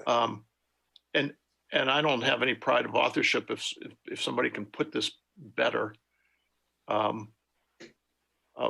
gladly step aside. But that's the gist of what I'm trying to suggest. Okay. Any comments from Mr. O'Connor? Your hand's up. Well, Frank and Julia had their hands up first. I'll let them go. Okay. Frank? I'll beat the drum once again, besides the Eastern State piece that I just talked about, where we already have congestion on that road on the Depew side, as well as what will impact on the 199 interchange coming off on the Long Hill. The other one that is, to Jack's point, is if you look at the historic triangle transportation study, it specifies the Centerville Road, Long Hill to Lightfoot. And what the scenario says is the only piece of Centerville that will be impacted is the piece that's around from the Harris Teeter and Thomas Nelson at Lightfoot. And the transportation section says we ought to do something about Centerville. Now, think about this. If we open up the Armistead AFD to high density, we are about to put another 3,000 onto Centerville on top of a problem that we already have caused by the upper limits of colonial heritage. And guess where that outlet from the Armistead AFD comes out onto Centerville? Right below where the Centerville exit is out of colonial heritage. And so once again, the comment that I made before, where is the cumulative impact and what is the mitigation to that, which is exactly what Jack is talking about. Okay. All right, Julie? Yes, thanks. I recall the case where we had that application for the parcel across from Windsor Mead Marketplace. And we're now, as part of this plan, talking about designating that for some kind of green space. Well, what I'm seeing Jack's proposal as a very good extension of purchase of development rights, because we've typically used that for view sheds and green space. But here we would be using it specifically to mitigate traffic congestion and stress on the roads. And I think that that's a fine idea. Okay. Thanks. Thank you. Tim?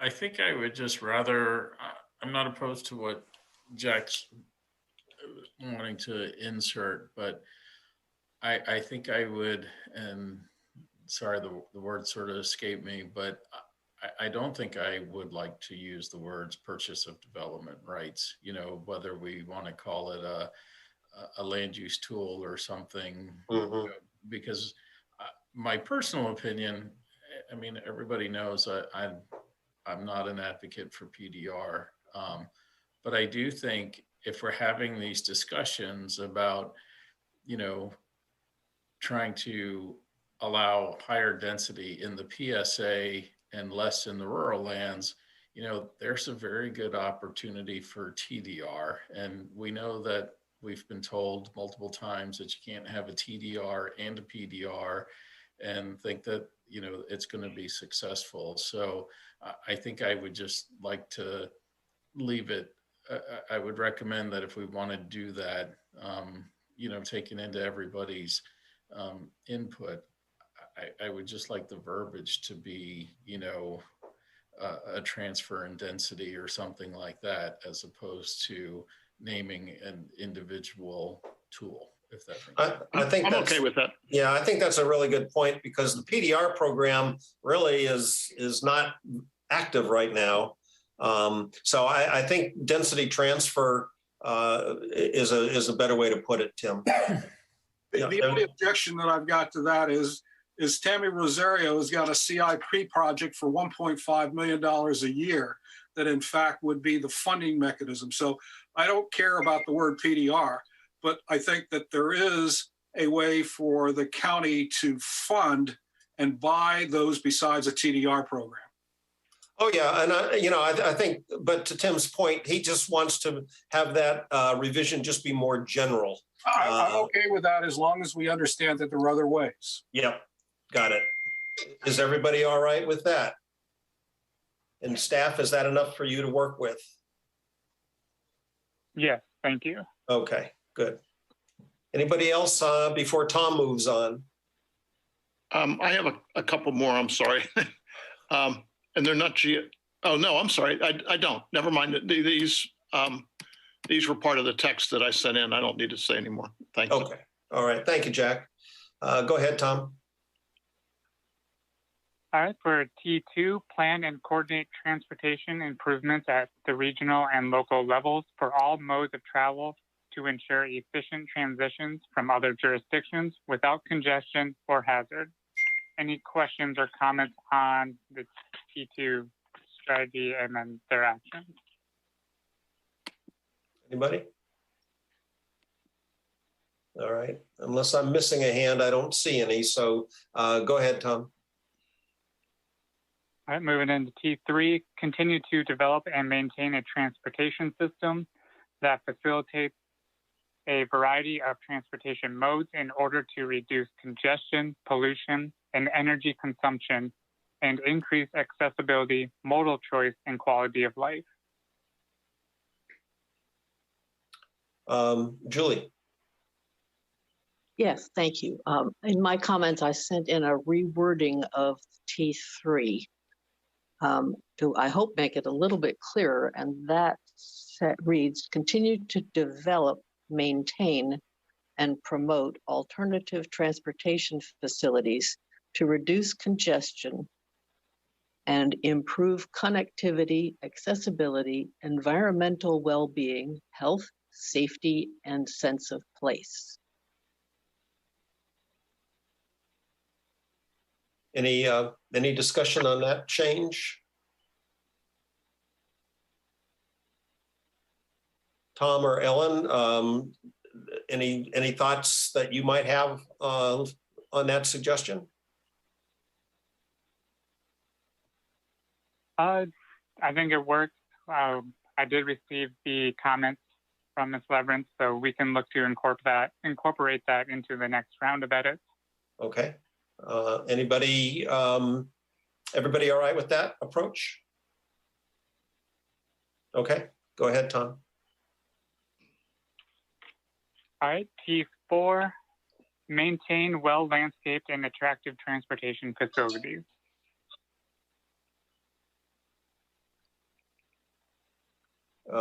Julie, did you have your hand up for this one?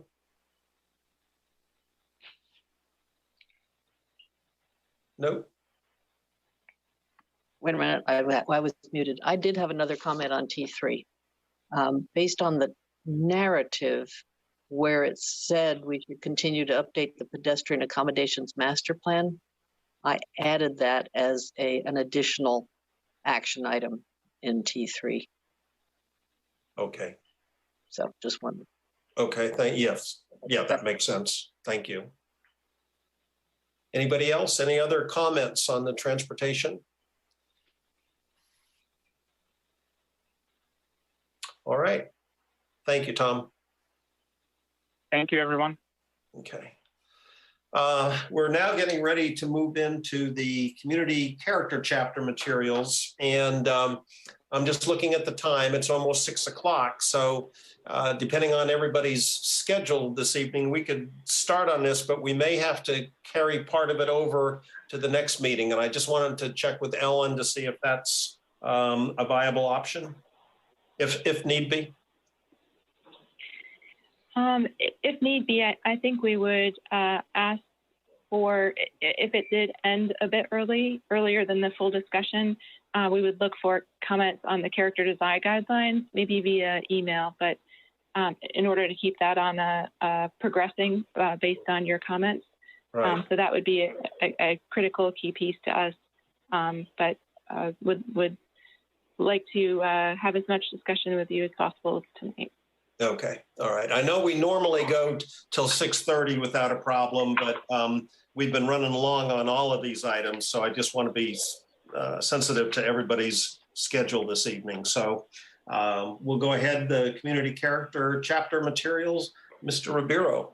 So Rich, it's time before Jose starts. I'm going to step off. Thanks all. Have a good night. You too, Tim. Good night, Tim. All right. Good evening, everyone. Can anybody hear? Everybody hear me? Yes. Yeah, you're doing good. Okay, Jose. great. Okay. All right. Good evening. My name is Jose Ribeiro, and I'll be presenting the revisions to the community character section of the comp plan. Also want to let you folks know that we have received comments and questions from members of the Planning Commission Working Group, and we are currently working on to address them. Next slide. So items for review today include revisions to the technical report, the community character chapter community guidance, the draft character design guidelines, and a review of the draft goals, strategies, and actions. Next slide, please.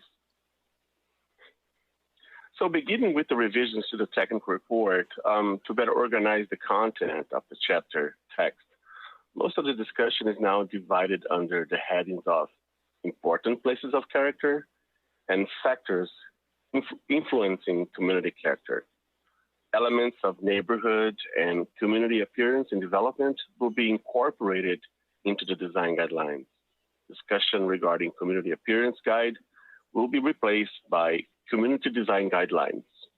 Communication, the text regarding communication facilities have been slightly abbreviated. Next slide, please. Community guidance.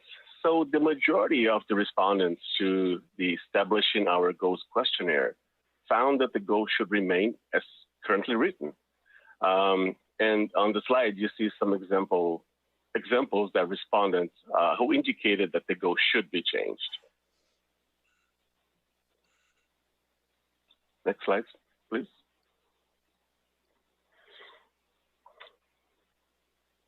So goals, the strategies and actions, the goal has been revised to reflect input from the Establishing Our Goals questionnaire.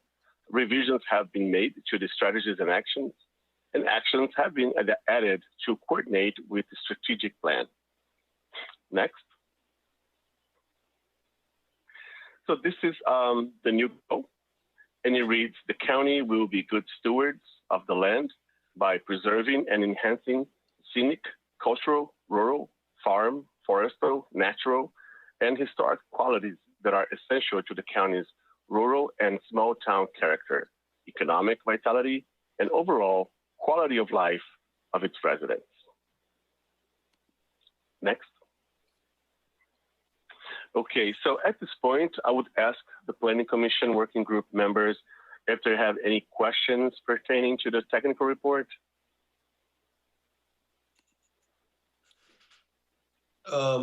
Jack, and then Frank. And Jose, the main goal, I thought we had talked about putting health, the overall health and quality of life of its residents. I would like to see that anyways, but sure. That to the county's rural and small town character, economic vitality, and overall health and quality of life of its residents. And overall health and sir. Quality of life of its residents. Yes, sir.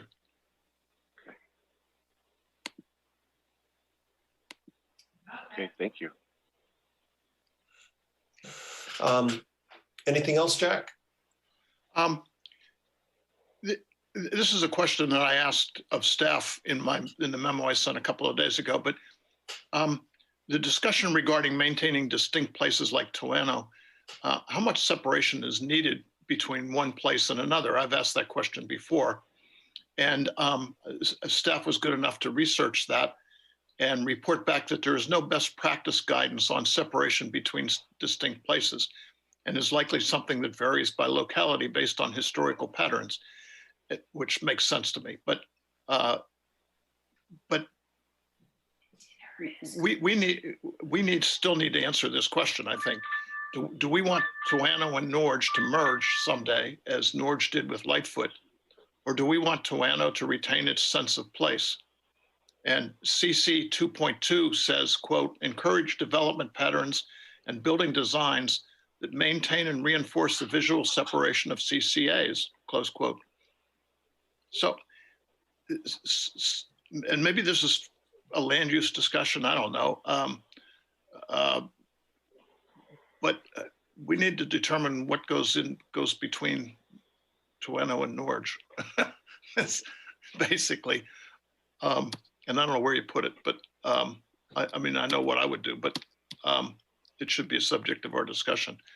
And I think, if I, not to interrupt, but we're also, I think, on the same page with that, with some of the land use applications. Some of the new initiatives were specifically designed to try to foster that separation between, say, Toano and Norge, for example. Yeah, that's exactly right. I was just looking for kind of a definition of what we're trying to accomplish, that's all. But in the introduction, it says, quote, places like Norge, Toano, Grove, Five Forks, and Jamestown bring to mind separate identifiable areas in the county. However, this small town feel and sense of place has been challenged by the growth of the past 20 years, including an evolution to more urban and suburban landscapes, close quote. You've heard that from me before. Again, do we want this? There's a great quote from Alice in Wonderland. If you don't know where you're going, any road will get you there. But, is it a goal to promote this transition to urban, suburban, or, I would, not tonight, but I would love to see that answered. So. Yeah, I agree. It's and I'm not. I know Frank has his hands up as well. So, but I do think it's more. You've got to define it better than just say we'll know it when we see it. So I think my personal opinion, not speaking for the group, is that I think that's a good point, Jack. That bears further discussion. I see Ginny left a message. She said, I have another Zoom at 6:30 or so, and so we'll likely depart a little before then. So thank you for letting us know, Ginny, appreciate that. Frank. I sent these comments into Ellen that were kind of specifically about the design guideline, but they have to do with this in large part to this community character chapter. And that is the connection between the design guidelines and the relationship to the community corridors and areas. That's not specified, nor are the design guidelines within this area. And they'll come back and figure that out within the language. I'm not, too worried about that. But the issue that I had was the connection to the land use section. And the land use section has, in my note, I spelled out the vision, if you will, for Anderson Corner and what it said about mixed use and where things should go and all the rest of that. And I'm sure that they'll get to the land use design standards and not only just the EO, but that definition of mixed use, and they'll figure that one out too. But the piece that I didn't mention, which is why I'm budging in here to get to the design as well as this community character, is that we use the land use section of standards to essentially talk about what the vision is. And Julia caught this before in one of my land use discussions about what do we want the Croker interchange to look like?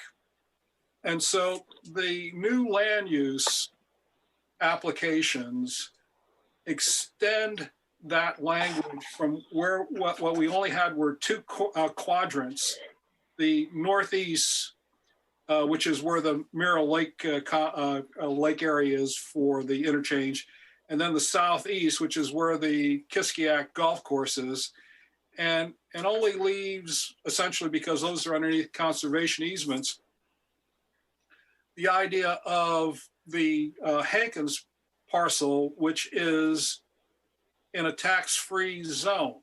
And so now we're getting ready to add in the Moortown connector piece, or the EO from the Moortown Hillcrest Farm, into that interchange. And so I really want to make sure that the language that talks about community character and what the land use standard talks about for a vision is consistent. And so, for example, and I know I'm a little old and forgetting about things. And in our last land use conversations, either in December or January, we talked about the Moortown Connector Road.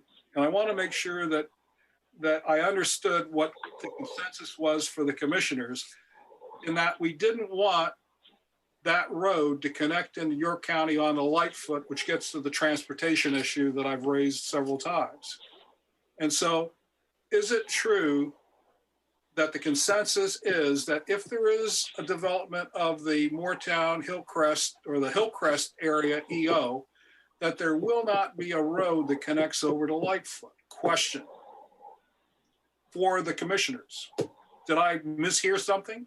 Frank, I did not hear that, to be honest with you. I thought Tim was, and unfortunately he's not here, but I thought one of the points he was making was just to leave that road as a conceptual idea right now, but that's as far as I remember the discussion I recall going. Jack saying, don't connect it and leave it short of 100 foot.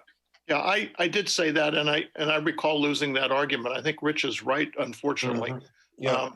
I don't think the working group supported me on that. And no, that's fine. I just want a rework on that phrase, because it gets to the transportation section. Is if you connect the road, the current right now is it's congested and you can't fix it. And so if you connect the roads, you've screwed the pooch again, just like Monticello. And so I really want another discussion about whether or not we should connect it. And there's language in this thing that says it should be paid for by the private guys. Well, let's not connect it at all. So yeah, that's an action item I would like to re-look at, because that impacts on the transportation piece, period. I couldn't agree with you more, of course, but yeah, I got it. I mean, I'm getting old and I don't remember things. Yeah, we're all in that boat, Frank. Oh, that's why I'm bringing it up again. And so if I didn't hear it, then I have a problem with this. Mm-hmm. Well, I think it's what I would suggest is that we add at a future land use or community character meeting, whatever category this fits best in, is ask staff to do a short presentation on that connector road through and it's Hill Pleasant Farm, just to make sure we're all talking the same location, Hill Pleasant Farm and that EO area. And what's the purpose of having that connector road as a conceptual idea? So I have a problem with the road as long as it doesn't connect to Lightfoot. And what I would like to see is in the land use language for this third quadrant, that we talk about that specifically in the discussion. Mm-hmm. Okay. All right. So staff, will you take that on as an item for a future meeting? Yes, we can look at that. Okay, and at least that way the working group, everybody will be on a common playing field as far as the purpose behind that road and what the comprehensive plan is advocating be done with that. Okay, Jack? When we were in the transportation section, I had sent 2 days ago a memo on all the things that I wanted in each of these three sections, but one of them had to do with the Moortown Road. I said, as Frank pointed out, that I'm opposed to it going all the way to Lightfoot Road. But I would also like a discussion on the phase 3 of the Long Hill Road extension, which I really think is a very, very bad idea. And I put that in my memo, but I didn't bring it up tonight for time saving reasons. But this is another induced demand issue, and it doesn't make any sense at all to me. But anyway, I just didn't know how to phrase it. I know we have the board in 2014 approved the Long Hill Road extension master plan or study or whatever it was called. Right. I don't know how we unwind that since it's officially board approved, but some verbiage in here that I'd like to see, to not extend it past the War Hill Road, the War Hill Sports Complex or something like that. I think Ellen has something to add to that. Go ahead, Ellen. Oh, and I'm sorry, it's actually, with apologies for all the really good discussion here, wondered if I might prevail on the working group to speak for a minute before the end of the meeting tonight about the character design guidelines. I think Vlad was hoping to introduce those to you all for just a minute, and that might set the stage for any comments that are possible either tonight or shortly after via email. Okay, why don't we go ahead and jump to the design guidelines? Can we do that? Yes. Well, I'm sorry. I was sure. Yes, I was going to go ahead and ask for Mr. Gavrilovic to give us a summary of the guideline. Sure, I can do that. Good evening, everyone. I can share screens for just 3-4 minutes and give you a quick summary of it. If you give me permission to do that. And you can, Vlad, feel free to take extra time, whatever you need to make your presentation is fine. Thank you. Okay. Can you all see the draft guidelines? Yes. Yes, uh-huh. All right, thank you. Well, so as you might know, we brought in Michael Baker's urban design group to do a draft of these character design guidelines. And this is just the first pass. One of the things it doesn't have in it is the visuals, all the illustrations. The reason for that is it's really hard to make edits to these when you have a bunch of illustrations in there, but they will be richly illustrated when we kind of get the wording of these right. And just to kind of show the structure of them, so they're basically organized around broad land use categories, just so that you can understand the distinction between this and the future land use types in the comprehensive plan, which is something that the staff and the planning team is already working on. Those are very specific land use categories like neighborhood commercial and moderate density residential and things like that. These are intended not to be directly correlated with those future land use types, but to be more kind of broad land use categories. And there will be some kind of translation table or matrix to say, how do you apply, for example, multifamily residential to the moderate density future land use type. And then I won't walk through all of it, but just to show you kind of the introduction talks about how to use the guidelines and also is correlated to the results of public input. So all these are kind of built on the public input of the first 2 rounds. And then also, as you recall, the character design guidelines questionnaire, which is currently out there, people are filling out, is going to give additional input to these. That closes, I think, February 25th. So these will need to be modified based on the results of that public input. And then there's general kind of summary of public input that went into these. And then for each land use category, there's also a summary of the public input that went into them. So you can see here the public input from Engage 2045, citizen survey, and then there's a number of categories to the guidelines. So lot standards, including site and parking, utilities, screening elements, building form, which includes massing, roofs, parapets, windows, doors, frontage of facade, architecture, important one, and all this will be illustrated. Landscape and environment, planting, stormwater management, landscaping. And so those are the typical kind of sections, some variation, by land use, but that's in general what these comprise. And I think another point to be made about this is that there needs to be some work on this as well as the future land use designations in the land use chapter. But one of the things we're all going to try and do is avoid kind of redundancy and contradictions between them, so that there are areas right now in the future land use chapter or the community character chapter that might be addressed more appropriately by these character design guidelines. So that will be deferred to here and references made between them. And similarly, making sure that there aren't anything that contradicts each other. There's a lot of detailed guidance, for example, on specific areas, Anderson's Corner, Tuano, things like that. That will obviously remain because it's area specific, and these are more general to a category of use. there's probably a lot of detail that I'm leaving out there, but I want to leave it at this kind of high altitude level and be happy to answer any questions. Thanks, Vlad.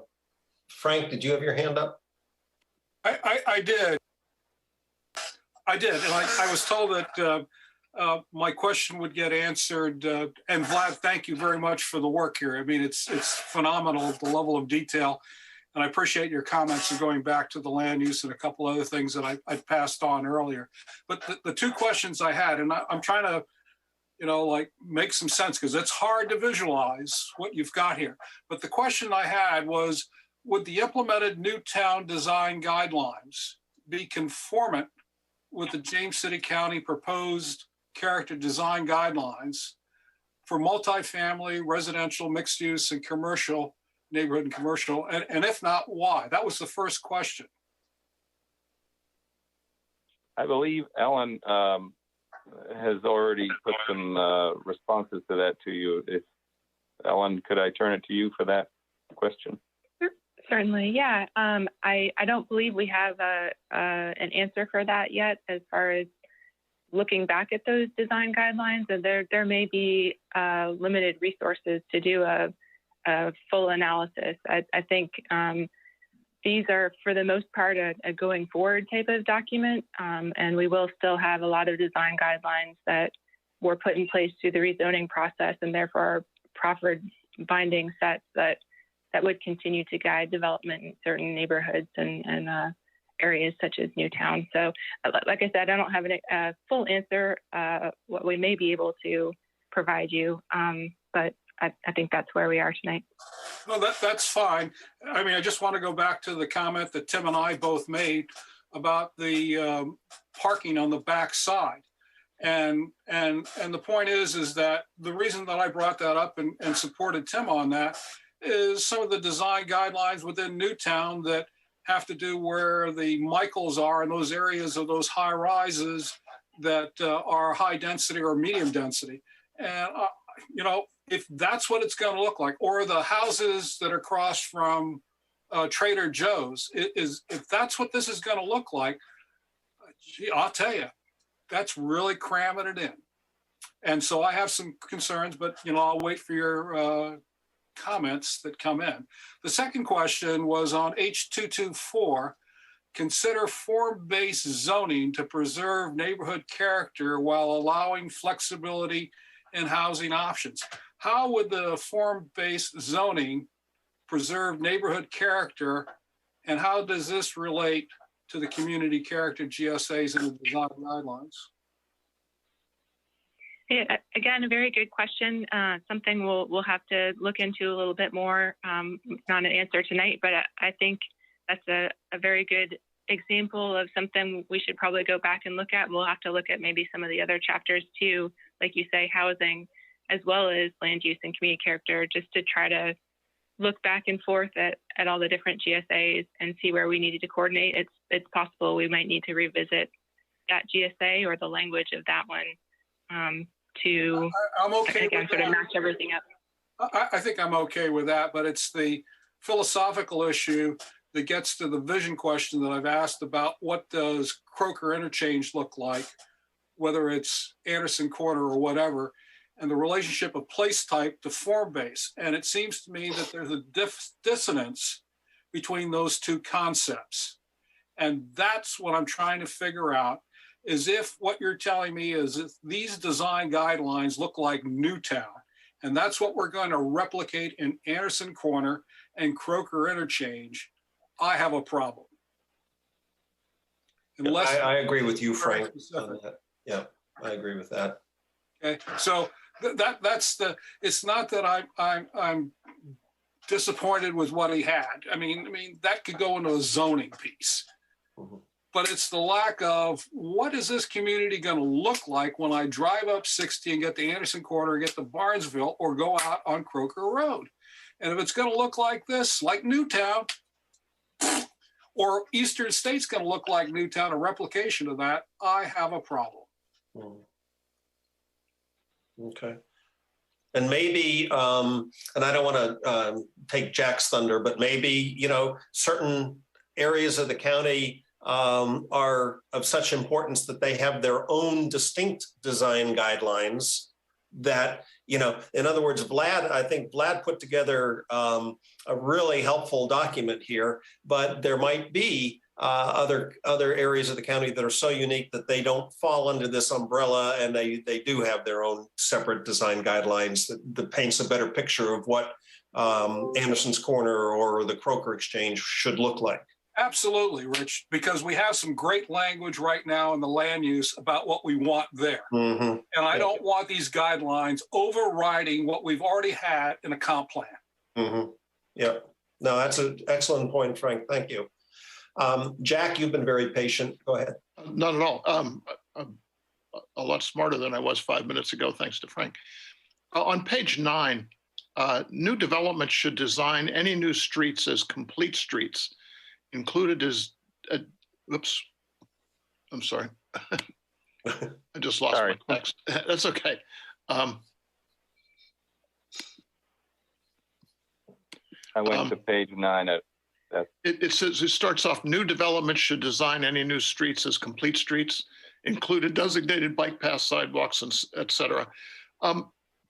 Is designating all streets in a residential subdivision as complete streets, is that a bit heavy, or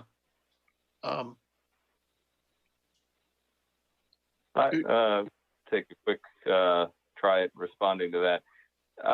Yeah, I think if you take it literally that every residential street should have a bike lane, that I think that's not the intent there. You know, and complete streets as a policy, as a program, says that you've got a hierarchy of streets and which streets, you know, should get bike lanes and which should just have share the road signs and things like that. So that might need to be a good point. Okay. On page 10, well, actually, on a lot of pages, I started. You use the word something's recommended, or something's preferred, or something should be discouraged, and I'd appreciate it if you'd go through and ask yourself if you can't, on some occasions, which I did, use harder verbs. Instead of recommended, use required, if you can, if that's what you mean. Or if you say preferred, could you again say required? Or if you say discouraged, could you say prohibited? If you say should, could you say must? And you know, and still keep the intent of it. In some cases you probably can't, but I'd rather have you do it than me do it. So yeah, that's another really good discussion. I also sent in several cosmetic changes. I won't bore everybody with them here, but they should be on your email. On the should, shall, or recommended, that might be something to take back with staff and maybe even county attorney, because it does bear on how these are applied. Obviously, they're not zoning, they're not force of law, but they would be in a legislative approval and could potentially be part of a proffer. So that might be a good question for legal folks as to which strengthens your position to say shall or should. Okay, thank you very much. Yeah, I had a very similar thought, Jack, and one of them was actually in one of the action items. It said in Tuano, encourage developers to apply the adopted design guidelines as opposed to require. And then to Vlad's point, you know, at what point does requiring it have the force of ordinance that the board has to get involved in, you know? So, but I'm echoing Jack's comment that using stronger action verbs wherever possible, I think is much better. And I think that's one of the things that we talked about earlier on in this comprehensive plan process, that was one of the criticisms of the 2035 plan, was that there was too much should and urge and all that, and that if we felt strongly about certain items, say that, you know, use stronger tenses for that. So I'm just echoing Jack's comment, which I thought was a good one. Anything else, Jack? Thank you. No, that's it for me. Thank you very much. Okay. Frank, did you have another point? I just wanted to beat the drum once again is that if these standards end up in the land use piece, they become the guidance that when we look at a land use application, they are the standards that we use to make those recommendations. So even though they don't end up in a zoning, it is what governs us. That it gets back to the Airbnb. I mean, that's what I use when I look at a land use. Is it on arterial road? Well, I'm going to end up looking at this and saying, well, is this conformant with the comp plan? And so this shall or whatever, okay, but what Vlad was talking about was taking this design guideline and putting it into the mixed use standard of the land use, or in the residential or the non-commercial sections of the land use paragraph. And that's what I want to see, because that's what I'm going to use if I see a legislative action, to be able to see if it's conformant with the comp plan. So we need that linkage, Vlad. Thank you. That's helpful guidance. Definitely work through it with staff. Okay, good. Thank you, Frank. Any other comments from the working group? Don't see any hands. Vlad, did you have any closing thoughts that you wanted to pass along? Just a real quick kind of lesson learned on form-based codes, because we've worked on some of these around the state, and there's really only a handful of implemented form-based codes around the state. One of the things that you need to remember on them is that they require some kind of plan with them. Regulating plan, it's called technically, but they are not applied countywide or applied, just verbally without a measured regulating plan that says this property shall set back this much from this property line and things like that. So they do take a lot of implementation work, whether it's staff or consultants, and then they take a lot of administrative work from the staff to administer. So just a kind of reminder on form-based codes. Well, Vlad, you're absolutely right. And my use case is Thornburg, who use that.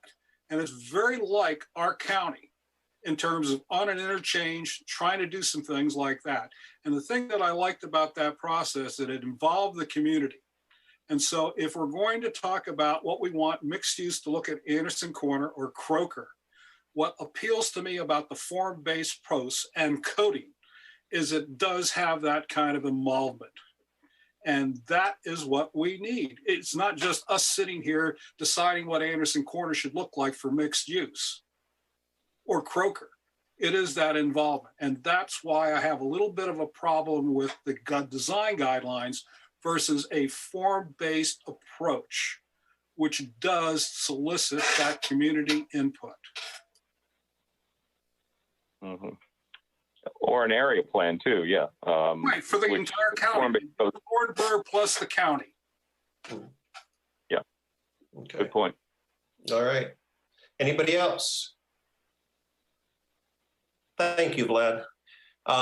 Let me check in with Ellen and Jose as far as community character for the remainder of the evening. It's now just past 6:30. We've lost two of our working group members.